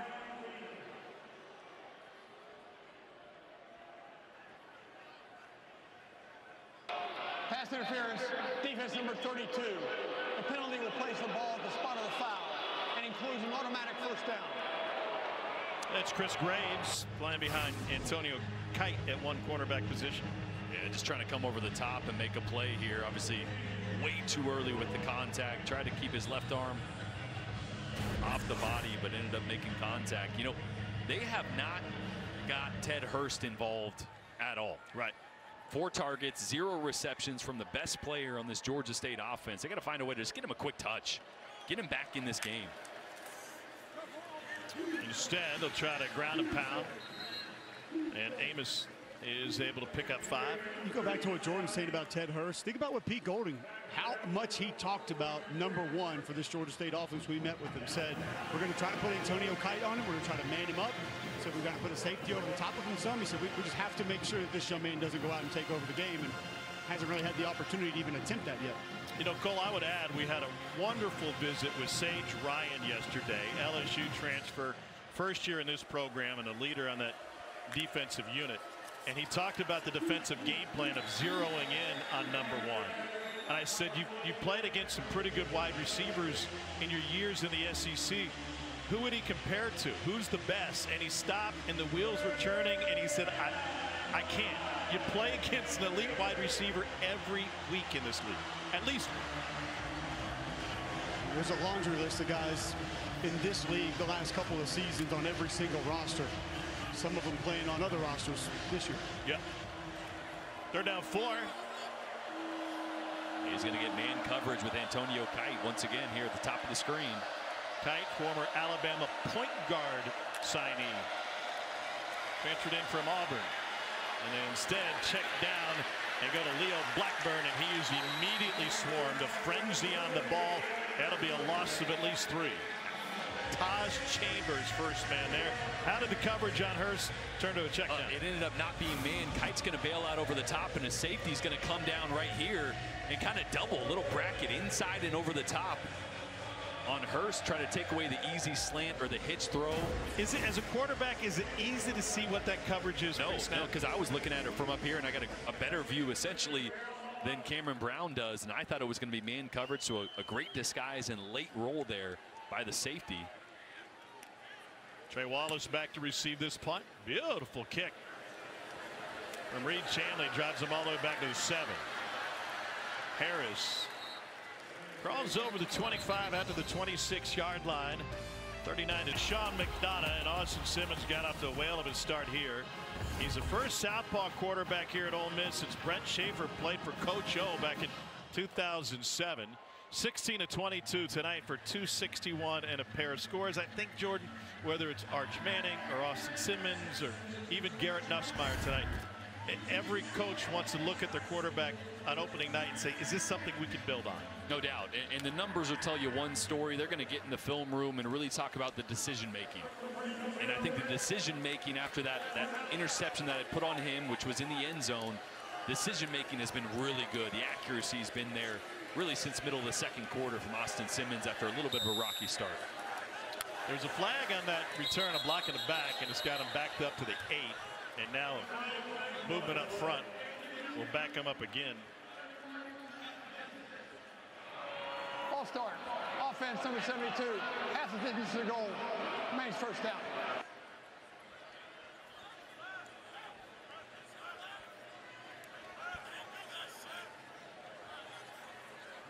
I'll tell you what, if they, because they did a really good job, and we've seen flashes of it tonight, of putting talent around Austin Simmons. I love Kewan Lacey. We've seen a lot of him. Haven't seen a ton of Deshaun Stribling, but he's really talented. Wallace has had some opportunities. Caleb Odom. Daquan Wright. There's a lot of talent around him. If this offensive line can come together and just be good, they don't need to be dominant, but they've been bad tonight. I know it's week 1, and you got 2 transfers starting. You got a couple of guys that haven't played a ton of football outside Diego Pounds. That's the piece that if they can come together, this Ole Miss team can make a little bit of a run. I know last year was the last dance, and it was all in. Yeah. This year, not a lot of pressure on this program because there is a lot of unknown, but the talent tells me that they could be really good. Cole, what's the expectation in terms of how offensive line groups, whatever, there it is, is going to be. You went for it. I did There's no synchronized swimming in offensive line play. However, continuity, gel, chemistry, it's all important. It all takes a ton of time in which these guys have not had. Synchronicity would be something that would be wonderful if they could. So I think you should make that word up and just get it in the dictionary. But think the about ceiling, though, right? The opportunity for growth from game 1 to game 2 for an offensive line. I think that group has more opportunity to grow further across the course of a season in today's college football than any other position group. Lane was pretty point blank about the O-line struggles last season. He said, we didn't execute. We didn't execute. Runs well. In 22, we had a line that could get us into the right spots. They had a great feel for the run game, for the concepts, for how defenders play, for how to block, leverage. And I think that's the disappointing part, Tom. It's understandable if you don't have a bunch of Laramie Tunsil's or Terrence Metcalfs. Like, not every team's going to have those kind of guys. But he and Charlie Weiss Jr. both emphasized a lack of execution by the offensive line the last couple of years. That's the part that you cannot withstand. You can't turn guys loose. You can't get blown up at the line of scrimmage. You're not all going to be earth movers, and that's fine. But you still should know how to execute, use your fundamentals, use your technique, and be able to get the job done. I will say this. There's a couple guys that aren't healthy right now. Delano Townsend from UAB, Terez Davis from Maryland. Those two get healthy. It could be big ads for this team down the road.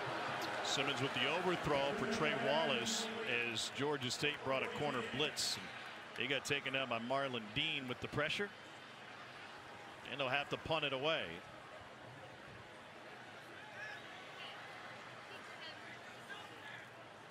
I think I even caught myself. We're being very critical right now. That offensive line is the one unit that needs 5 guys to work together, right? Receivers run their own routes. Quarterback has other guys that are involved. Y'all can go out there and throw passes all day long. Exactly. Like, what's the last offensive line that went out there and said, we blocked a D-line today during the summer? Like, you don't do that. You don't put shoulder pads on. Oscar Bird's first punt is an absolute boomer. There's a flag back at the 12-yard line, though, on what was a 4th and 10. That was a 59-yard punt for Bird. After 3 seasons of Aussie football with the Perth Football Club, West Australian Football League. Illegal formation, kicking team, not enough players on the line of scrimmage, 5-yard penalty, previous spot, to be 4th down. And Bird will have a chance to do it again. Cole, I know you spent some time on the basketball court lately. Oscar Bird had a chance to change his number. So with Bird on the nameplate, he went with number 33. You approve? Yeah, he's a kicker. I really don't care what he does. I mean, you got to have a little. No relation to Larry. You got to have a little more lettuce coming out the back of your helmet, maybe a mustache, and then you can represent 33 with the bird. But let's also be real. 33, not necessarily a prolific football number over time. So probably not one that guys were fighting him for. Well, he could change it. He could change all of that. And that one checks up like one of Jordan's wedges and comes back across midfield. Action, and he is likely rethinking his decision making. I think the only thing maybe dumber than that I've seen was when a Missouri player even made a slight attempt to do that to Jalen Carter pregame in Como a couple of years ago. Not the guy you want to pick up. No. No. A stretch for DJ Braswell, and he's got a stiff arm at the end. That was a first down run for the former Gamecock. Another one of those guys that Del McGee recruited in high school, ended up choosing South Carolina, former 4-star, ESPN's 15th running back, top 300 recruit. I mean, Georgia State's obviously not going to win this game, but there's a lot of talent that they have accumulated. I think they got a chance to be a lot better than the 3-9 product that we saw last year, outside of that one game against Vandy where they looked really good. Yeah, they won that one in the last 15 seconds as Branson Robinson takes it over the right side. I'll tell you this, Jordan, you mentioned talent, and winning games, there could be even more talent added to this roster that will be a familiar name to SEC fans here in a couple of days. Do tell. I think Cole's going to keep that one hush-hush. His mic seems to go out at the most inopportune time. Yeah, you see there the recruiting rankings for a couple of those guys that came from Georgia and South Carolina, and Braswell and Robinson. 2nd and 5. Maybe a yard. I mean, it's right in Del McGee's wheelhouse, right? I mean, he's in SEC territory. It's relationships. He's got the relationships. Yes. And a lot of kids need a reset. They need a restart. I love the approach that Del McGee told us he takes with these guys, because he had multiple players leave and multiple players that are probably going to leave after this year. And he said, I tell him, go get your bag, man. Like, come here, improve your value, find another place to go. If they're going to give you X amount of dollars, go get it. Back into the hands of Cameron Brown, who's got a pass and a catch on the same play.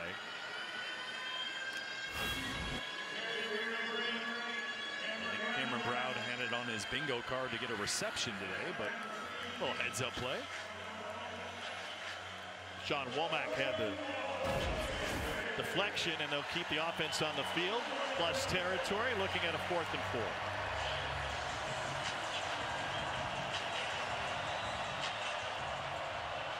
Two for 3 on 4th down tonight.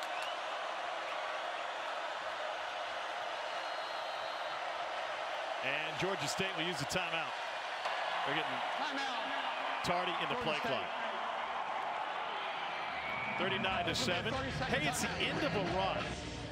Our fantastic producer, Bill Palladino, has been with us for 5 years every night on SEC Saturday night. There's a look at our fantastic truck. There's Billy.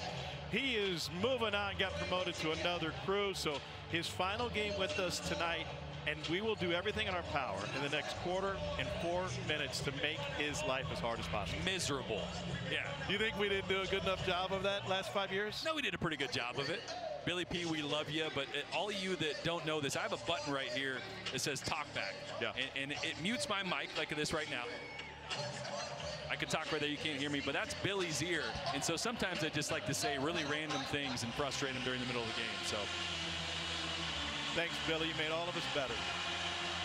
And you're going to make the next group better, too. You're producing a playoff game this December. 39-7, 4th and 4 for Ole Miss.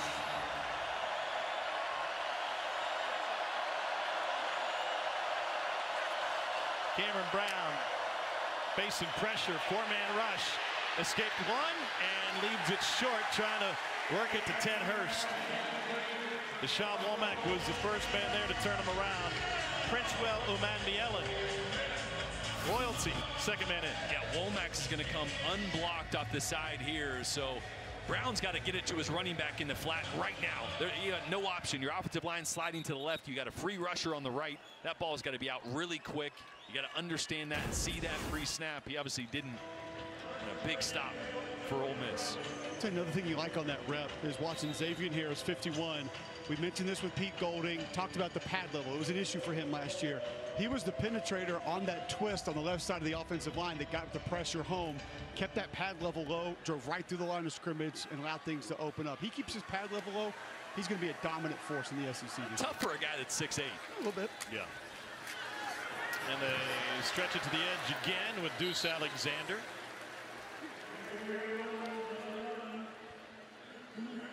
Leaves second and a couple here in the third quarter. You think Austin Simmons finishes the third?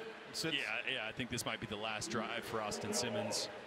Obviously, you'd love to get some more game reps for your backup, Trinidad Chambliss, a guy that showed up in summer who's looked really good, but doesn't have a ton of excuse me. Billy Leavens got you choked up. Huh? Use the talkback button you were talking about there. I just did. Wow. Yeah, I was pressing the cough button there. You'd love to get Chambliss some more reps in this offense. He's new to it. Down the sideline. Whoa! What a catch by Wallace. He did not catch it. Okay. Jordan, where are you, though, on the reps for Austin Simmons? You say you want to get reps for your backup, but he hasn't had a lot of reps in game either. How does that change the mindset? That's a really good point. And you got transfer receivers here like Trey Wallace that probably should have used two hands on that one. It's a really good throw. I don't know. I thought it was a good Simmons. So I get that, Cole, but also 39-7. You get in the fourth quarter. And a breakthrough by Kewan Lacey again.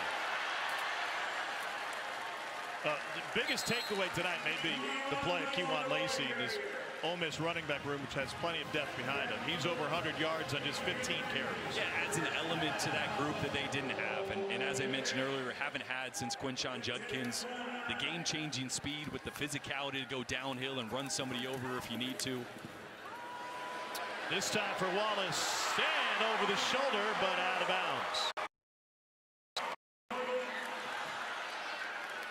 Wow, dialed it up again over the top to Wallace. And this time just a pinky toe out of bounds. That time the ball from Austin Simmons maybe pulled him out, a full foot out of bounds. He's got a whole foot made out of a pinky toe? Well, let's not talk about my feet, Tom. We're on air. That one maybe Austin could have left in the field to play a little bit more for Wallace. He had 3 or 4 steps there of separation. Wallace had a touchdown against Ole Miss in the Peach Bowl. He was with Penn State. Here's Deuce Alexander. Maybe a hair short. Be third and less than a yard. And a direct snap to Kewan Lacey. What's interesting now, they line up in the shotgun, and the center, Bryson Sanders, Cole, just sends it to the running back instead of the quarterback. Just getting good leverage right there in a short yardage situation, get enough push to be able to open things up. You like to see it, base, especially with some of the struggles they had earlier in the game.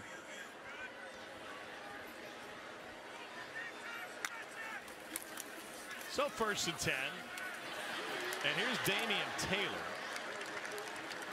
4 years at Troy, played in 39 games last year, was second team all-conference in the Sun Belt Rush for over 1,000 yards. And was one of the top big play rushers in the nation, number 18 in the country in 20-yard or more rushes. Senior out of Northport, Alabama.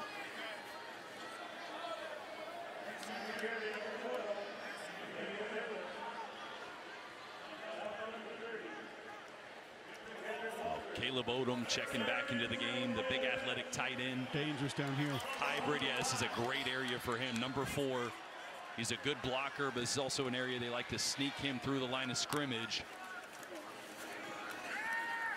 Lefty goes to his right, gets hit, drops a football, and somehow bounced right back to him. And they were trying to go to Odom there, sneaking behind the line of scrimmage, selling that split zone, leaking him into the flats, wasn't there, and Austin Simmons got lucky there. This one bounced right back to him. Helmet right on the football.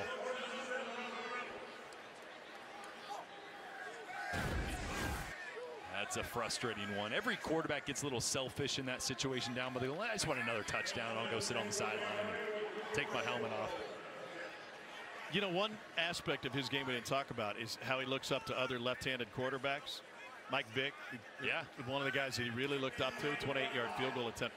You asked him on the phone yesterday what he thought about the best left-handed quarterbacks in college football history. Yeah. And you kept trying to tee him up for Tim Tebow, and he would not say Tebow. Unbeknownst to him, Tebow was right off of your computer right screen. next to me, listening to it on speakerphone, getting a haircut.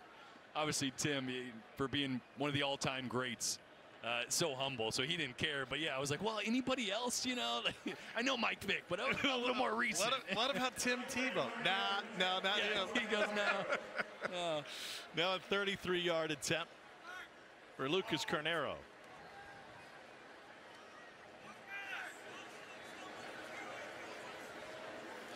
I think Timmy's Q rating perhaps has gone down a little bit.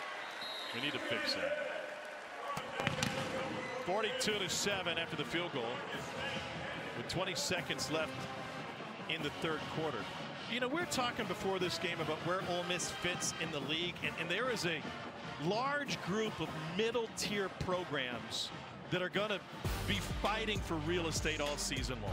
The group might got larger, but just for the sake of argument, let's take these guys out of it, and let's take these guys out of it, right? So this big group right here and this group right here, there's a lot of movement that could happen in the middle of the SEC. You got teams like South Carolina trying to reload the defense. Florida with DJ Lagway, one of the best quarterbacks in the country. What are they going to look like? A&M and Marcel Reed in the defense that's reloaded there. Tennessee with Joey Aguilar. I mean, there are so many question marks across the board. So the bottom line from 5 to 12 in the preseason poll, according to you two, from South Carolina down to Missouri, they're not only fighting over real estate, but the margin for error is so slim with an 8-game schedule to try and climb through those standings. I'd love to know what's going to be the differentiator for some of those teams. The quarterback play, right? All those teams have good quarterbacks with a lot of potential. We saw Bo Pribula have a huge night. He was a big unknown. We saw Jackson Arnold look like flashes of the Oklahoma Jackson Arnold from a bowl game. We're like, hey, this kid could be really good. John Mateer had 392 and 3 touchdowns tonight. Another rushing touchdown. John Mateer, one of the most talented guys in the country as well. Quarterback play is going to be the differentiator for those middle-tier teams. And we're seeing one tonight in Austin Simmons that's a guy that could take this team to new heights as well. I'll throw you a massive curveball, Tom, one that's really going to surprise you, and I'm going to go line of scrimmage because I just think that almost no one has depth at that position. The lineman wants to talk the big boys. But not just offensive line, defensive line. I'll give you an example. Tennessee today. That defensive line looked like it has not missed a beat. They look dominant, and then the offensive line, which we all thought was going to be a liability, looked pretty good against the Syracuse team that's added some nice talent to their roster under Fran Brown. For UT, 5 sacks, 7 tackles behind the line of scrimmage, and 10 passes broken up in the 45-26 win.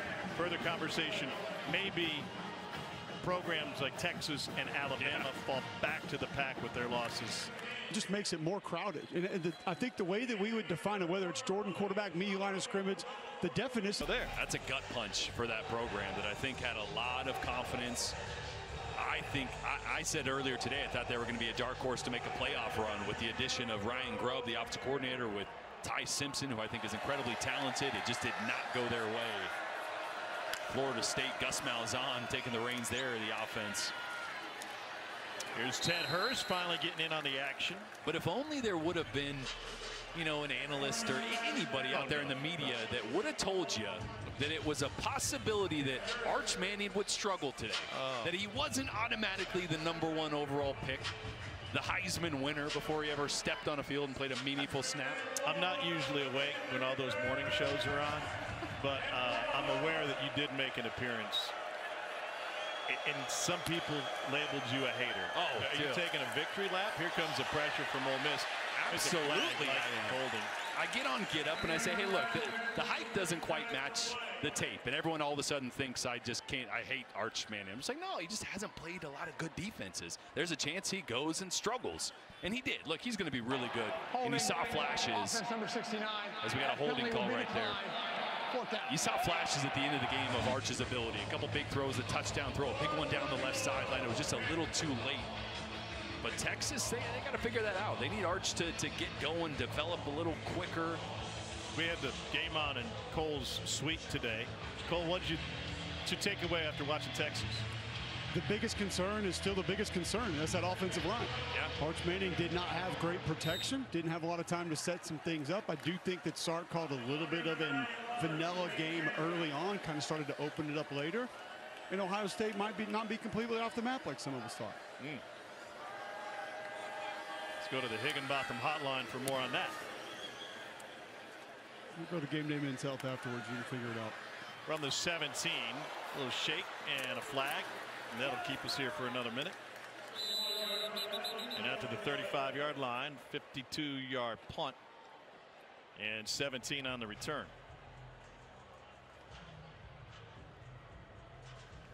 Lane Kiffin is 19-2 in non-conference games since taking over. And those two losses both came in the postseason. He has not lost a regular season non-conference game. And that hurt Ole Miss last year. Soft schedule, first four, got them all out of the way. Then Kentucky, LSU. Kicking clear out of bounds. Number 32. A 5-yard penalty will be enforced from the end of the return. First down. So an extra 5 on it. There. Yeah, Lee's got it. We'll take care of it. Quick one for Ole Miss. And a Rebel first down. 42-7 is the Rebels' lead, trying to go to 20-2 against non-conference opponents all time under Lane Kiffin. And that's a strike. And that's 6. Trey Wallace from Austin Simmons.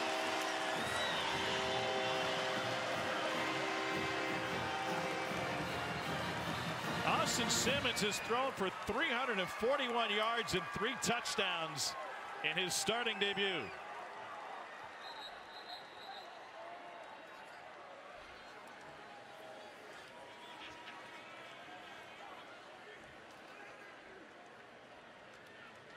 Well, you know, Austin didn't get the touchdown on that last drive where he said he probably wanted to end his night on with another touchdown. So he came back and he got it. Got it.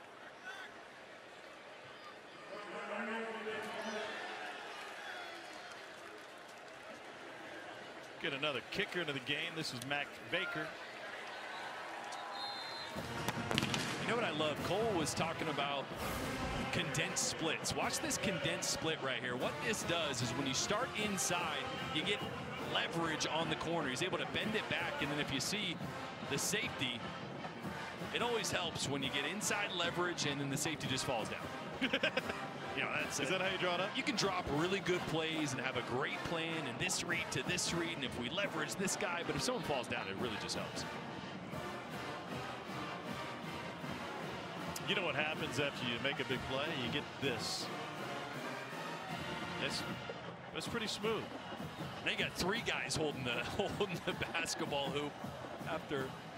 Well, I did ask if they got a reserve, and they said they had to go get the one they used last year to make up for the one that was broken. And Tom, you were right. They did have multiple equipment managers holding the previous goal in place that was ripped in half. So not sure what the strategy was for that, but there you go. Maybe our friends at Academy can help these guys out. You just get one that's collapsible, that's on wheels. You can move it up and down the side. Yeah. Baker to handle the kickoff duties now. You know, it's been a good night when you're able to get your second string kicker some action. And an opportunity to bring it out. Why not roll the dice? TJ Payton bottled up inside the 20. How about the day for Austin Simmons? Yeah, rebounded after a couple early mistakes. Again, one his fault, maybe one not his fault, but I love the touch that Austin Simmons is able to put on the outside. He's got athleticism that you saw. Reminds you a little bit of a faster Jackson Dart, but the arm talent was on full display at every level of the field. We saw the quick game getting to the picture around the second quarter. We saw Caleb Oden and other transfers like Harrison Wallace get involved here with a touchdown.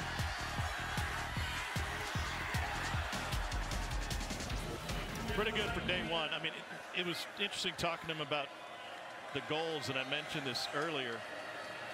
So we just want to go out there. Our goal is just to win every game we got on the schedule. Oh, physical run by Brown. Recap of the stats tonight for Austin Simmons.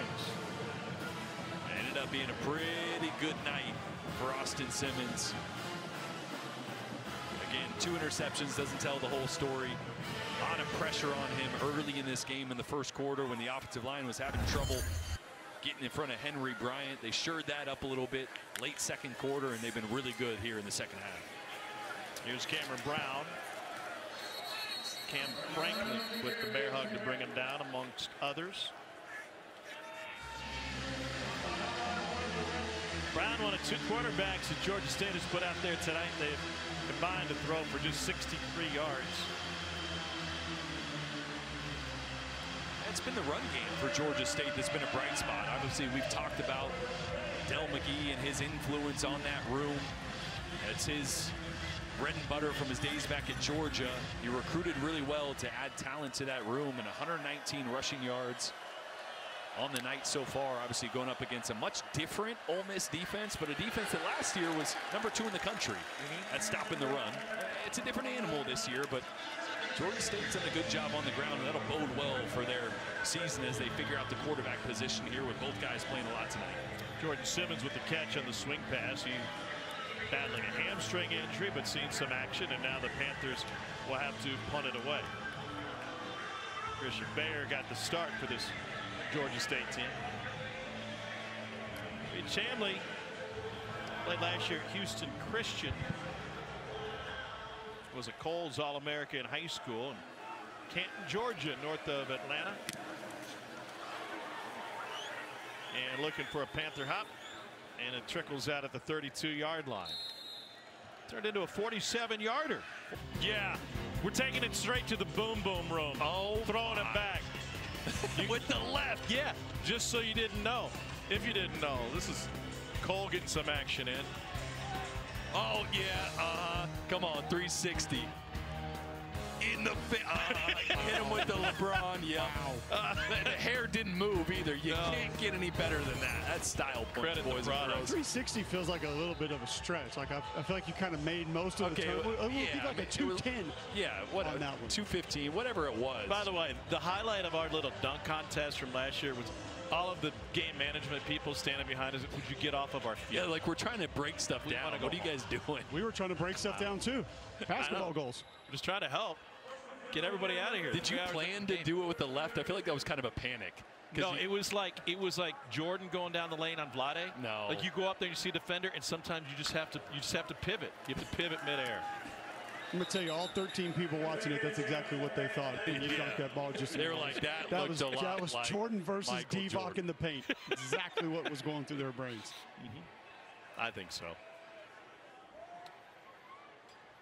Trinidad Chambliss said quarterback. Oh, come on. Yep. The dime. Look at the dime. Look at the bad pass. What are we doing? I mean, put it up in front of the hoop. Make a play. Make a play.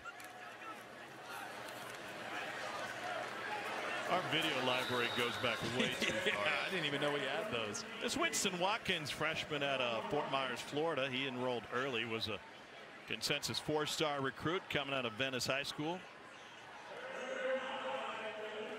They're down 5 now for Trinidad Chambliss out of Ferris State.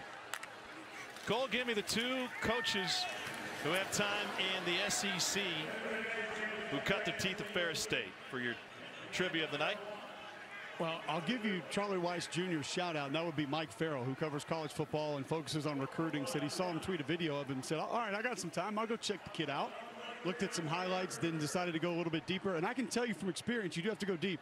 I couldn't find any regular game film on him. I had to do a deep YouTube wormhole dive to find a little bit of tape on him. The kid can play, though. I mean, he played in the D2 National Championship. It was on television. You know, I didn't see the tape on that one live, but I did go find it on YouTube, and he's a gamer. He just looks like he's out there playing point guard when he plays quarterback.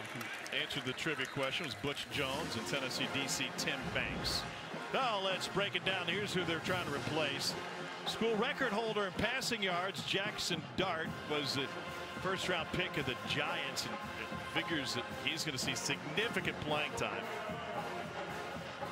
And you go back to his first start at Ole Miss. This came against Troy, and compare the numbers. That Lane was very direct with this. He said Austin Simmons is ahead of where Jackson Dart was at the same time, and the game numbers would suggest the same thing.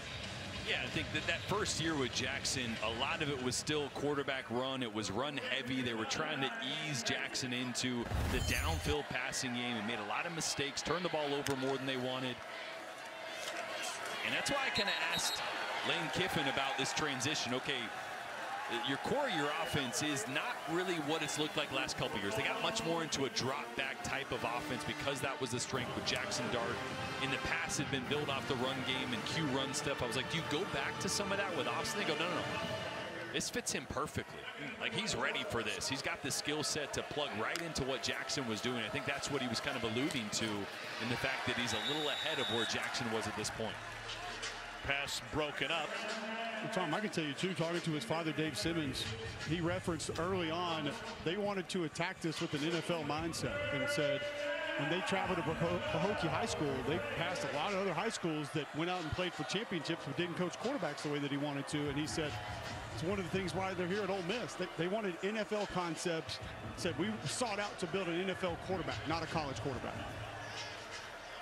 Every step of Austin Simmons' career has been planned and to this point executed, including tonight. Although he would point out that the UCL injury he had playing baseball put a hiccup in his baseball plans. Half a distance to goal. It remains third down. So they rested him. This was last spring, not risking a tear, which would lead to Tommy John surgery. The football delivery a little bit different. You could play with that going on, but Austin said baseball is my first love. Well, it's his dad's first love too, and I thought this may be the synopsis of today's college football. Dave Simmons told me straight up, without NIL, we wouldn't be playing football. We just wouldn't be doing it. We wouldn't mess with it. We'd be focused on baseball, and we would follow that path, and we would be taking that route. But because of what the money is right now in college football, specifically at quarterback, that's why they're here at Ole Miss.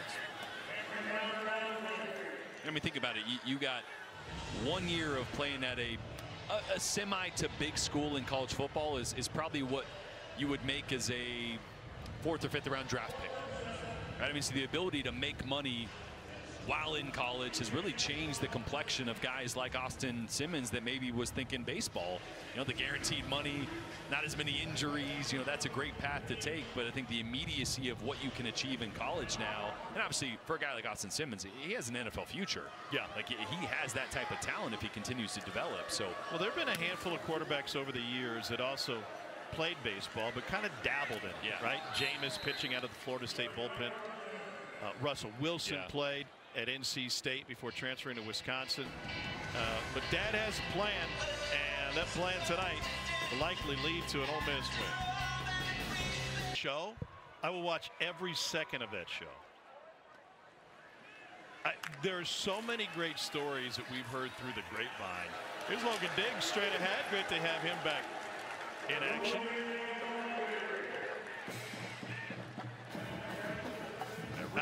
I know Ryan does an amazing job. I hope he asks questions about some of the same stories that I've heard over the years. Like what? When he first went back to Tennessee, remember the game that we had where they threw all the trash on the field? The golf ball and the mustard. Yeah, he sent a picture of a grease board that had their first 15 plays scripted to members of the Tennessee athletic department. And it said, hey, can't wait to see you guys. And he gave them, you know, if they were to trust it and believe it, it wasn't just a plan.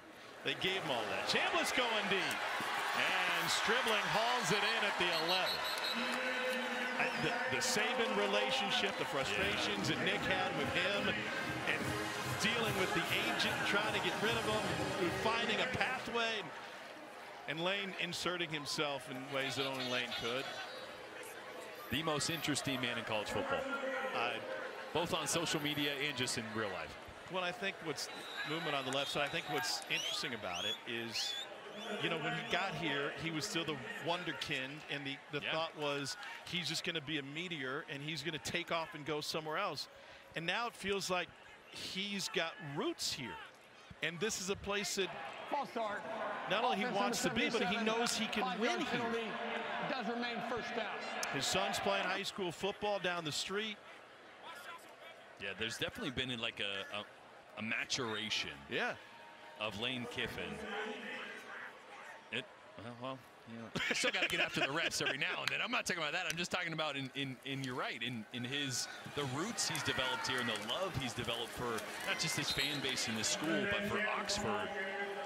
And he's taken them to new heights. Yeah. He's had some of the most successful regular seasons in Ole Miss history. But yeah, I think the maturation is a big part of that. And it's not just hot yoga. It's making life decisions that give you more stability and then translating that into finding your key role. And the Portal King was a fun meme, but it turned out to be a defining aspect of this program that allowed Ole Miss to compete with maybe some of the programs that they couldn't in years past before the transfer portal really opened up. Before Kiffin, they never had a 10-win regular season, 2 of them, and he had an 11-win regular season as well.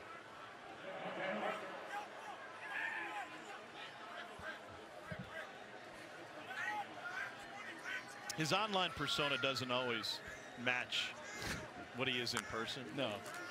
And I think that adds to some of the fun. Crossing route in the mesh will end up in a touchdown on a 13-yard strike.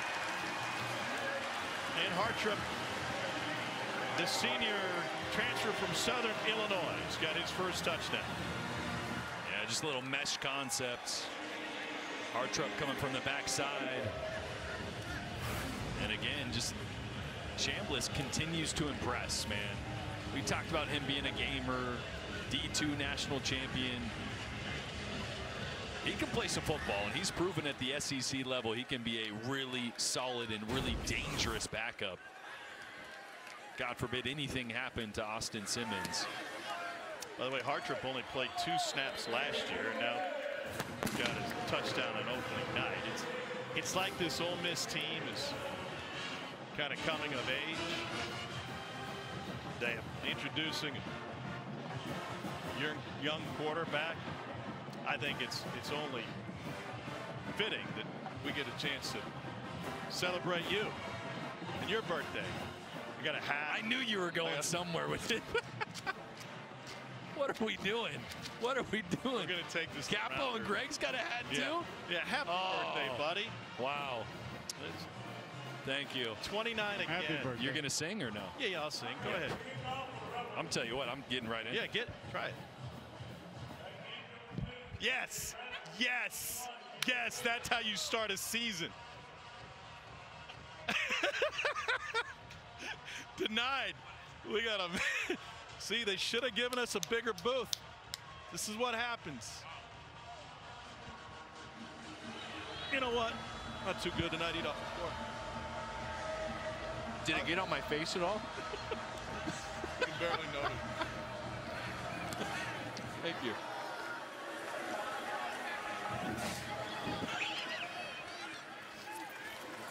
Cole, did you get any cookie cake? You'd think after 9 years I would expect something like that. Yeah, how did you not know that was coming? I actually asked Dana, who went and got the cookie, if we could get like a big cake with frosting like you had in your room today. 40 plus in the season opener for 3 straight seasons. And you just act like nothing just happened, and you get right back into football while I'm wet wiping my face. What are we doing? What are we doing? Thank you. Oh, when's your birthday again? Oh, shoot. Another thing I should know after 9 years. Here's a long run by T.J. Payton. And the freshman out of Buford, Georgia. Ran for 1,700 yards at Lanier High School last year. I was not aware there was a second cookie. And I mean, the booth is a mess. There is frosting on our audio boxes. We didn't really think that one through. Wow. 1st and 10. I think it was still better than you with the corn dog at South Carolina a few years ago. Jeez. So, see, the line was in the face. And now we finally got a chance to deliver it. So 2nd and 9 for Georgia State. 50 new players in the spring form. 9 of them were offensive linemen. Talk about a carousel.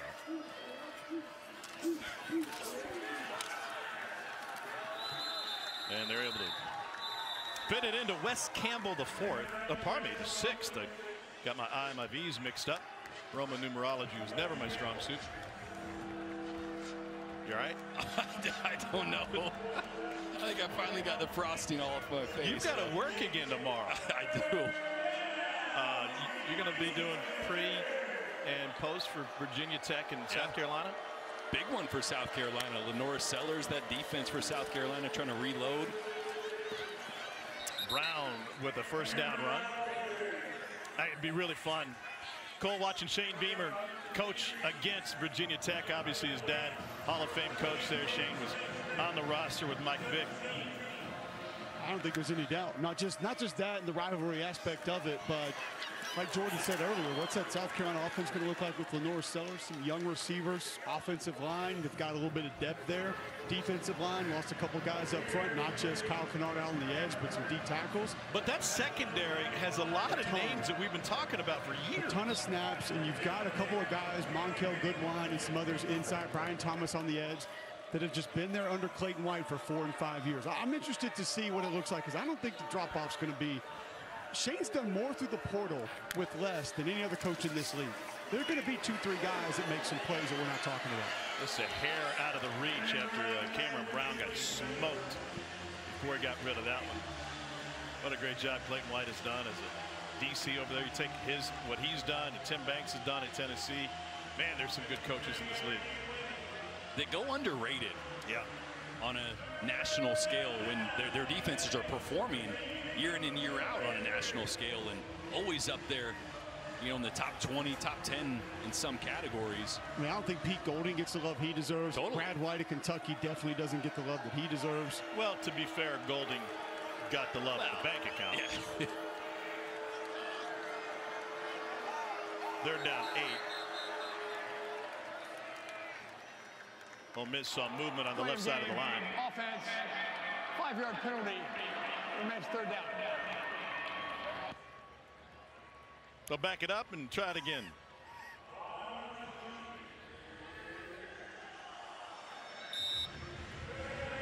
But Cameron Brown getting quality run tonight. Georgia State does not have an easy start to the schedule. They get Memphis coming to town next Saturday night. Then Murray State, and they close with a road trip to Nashville to take on Vandy.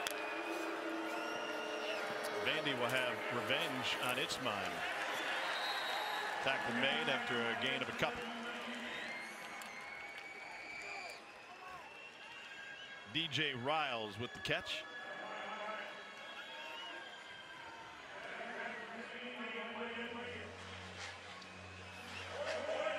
Fourth and 11. I just checked the calendar. We do not have a game on my birthday this year, so it's okay. Clear. Now the problem is now you never know when payback's coming. It could be any time. Here comes the pressure. Brown flushed and just off the hand of his intended receiver, Derek Avery Jr. That good pressure from the left side there, forcing Brown out of the pocket. Just out of the reach of the talented freshman Derek Avery.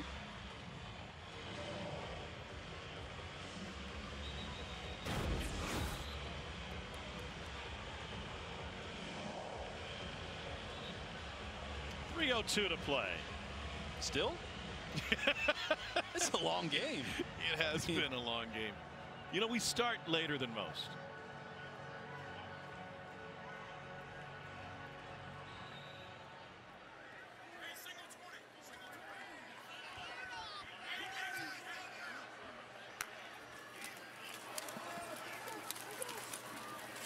Hand off. And a gain of 8 on first down. Logan Diggs is a remarkable story. Senior from Louisiana, played at LSU, who graduated in December. He's pursuing a master's as well. He only played 1 game last year with Ole Miss. He went 265 days between games. Tore his ACL against Wisconsin in the Gator Bowl. Or pardon me, played against Wisconsin in the Gator Bowl. Tore his ACL the year before when he was with LSU in its bowl game. And here's Diggs with room on the left side and a sprint for a first down and maybe more. And Diggs taken down at the 23-yard line after a 49-yard run. He came to Ole Miss and he said, these people wanted me when I was at my lowest. He was going to turn pro after the LSU bowl game. He and his mom watched the second half in the dressing room. As they sat in silence, he said, we didn't know what God was trying to tell us or show us. He has a plan, and he brought me to Ole Miss, and now I hope I can give back what they kept. Looking to go to 20-2 against non-conference opponents. 2 minutes to play.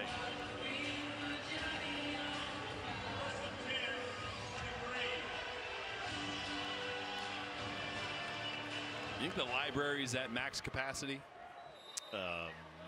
Yeah. They're celebrating early in Oxford. It kind of feels like a constant celebration in this town. Here's Chambliss.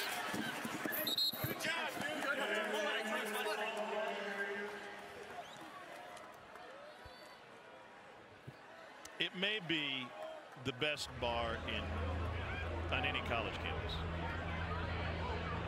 Get everything you want. So many great nights that we don't remember happen right there.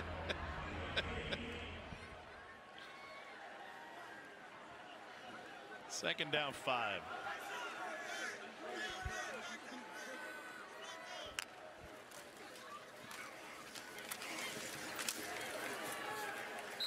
Then you can roll over and get some pizza while you wait for the world's longest Uber line.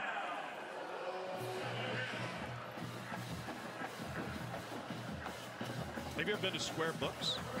No. What's that? No, I didn't think so. One of the world's best bookstores, but most of your books have already been colored in, so I guess you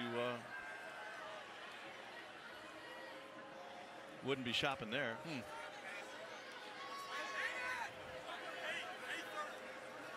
You felt good about that one? Yeah.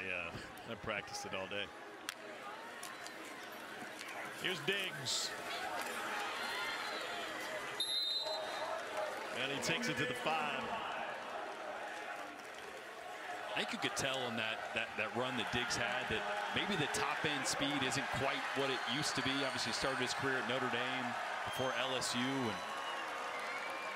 but he is a very serviceable, still very talented running back in a deep running back group. And you can see Lane Kiffin there starting the celebrations as we tick down under 50 seconds. He got Joe Corey into the game along with Jack Harper, and I think he was excited to get 42 and 69 in before the game came to a close. And Diggs powers his way in. Touchdown, Logan Diggs.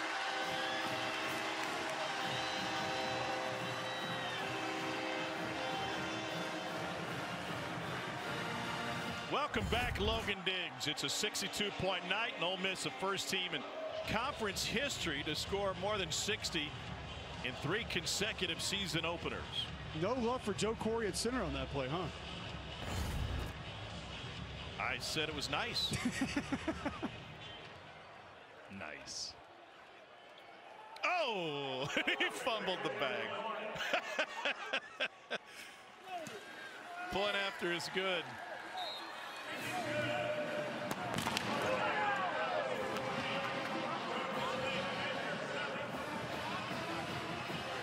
Tom, you mentioned Jack Harper. Look at the block coming all the way across the line of scrimmage.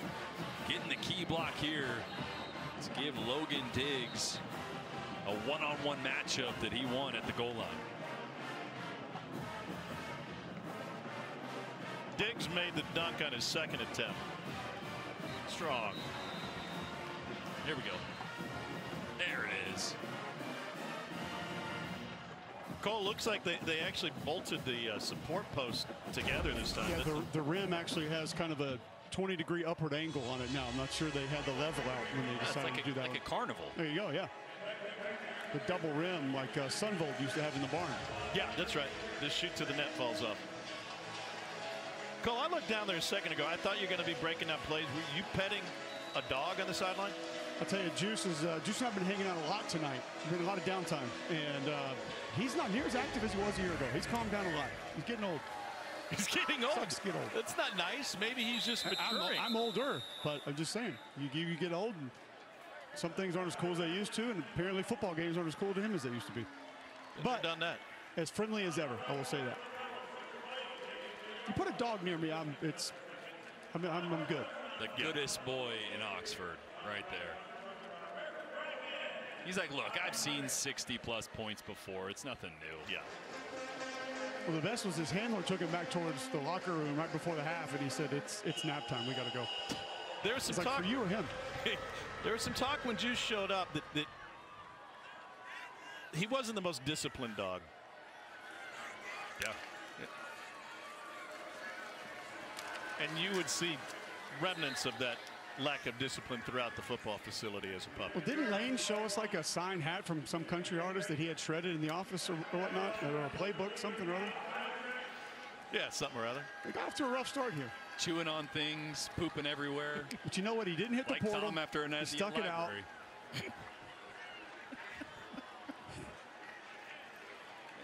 And there we go. Your jokes are longer than the line for the bathroom at Rounders.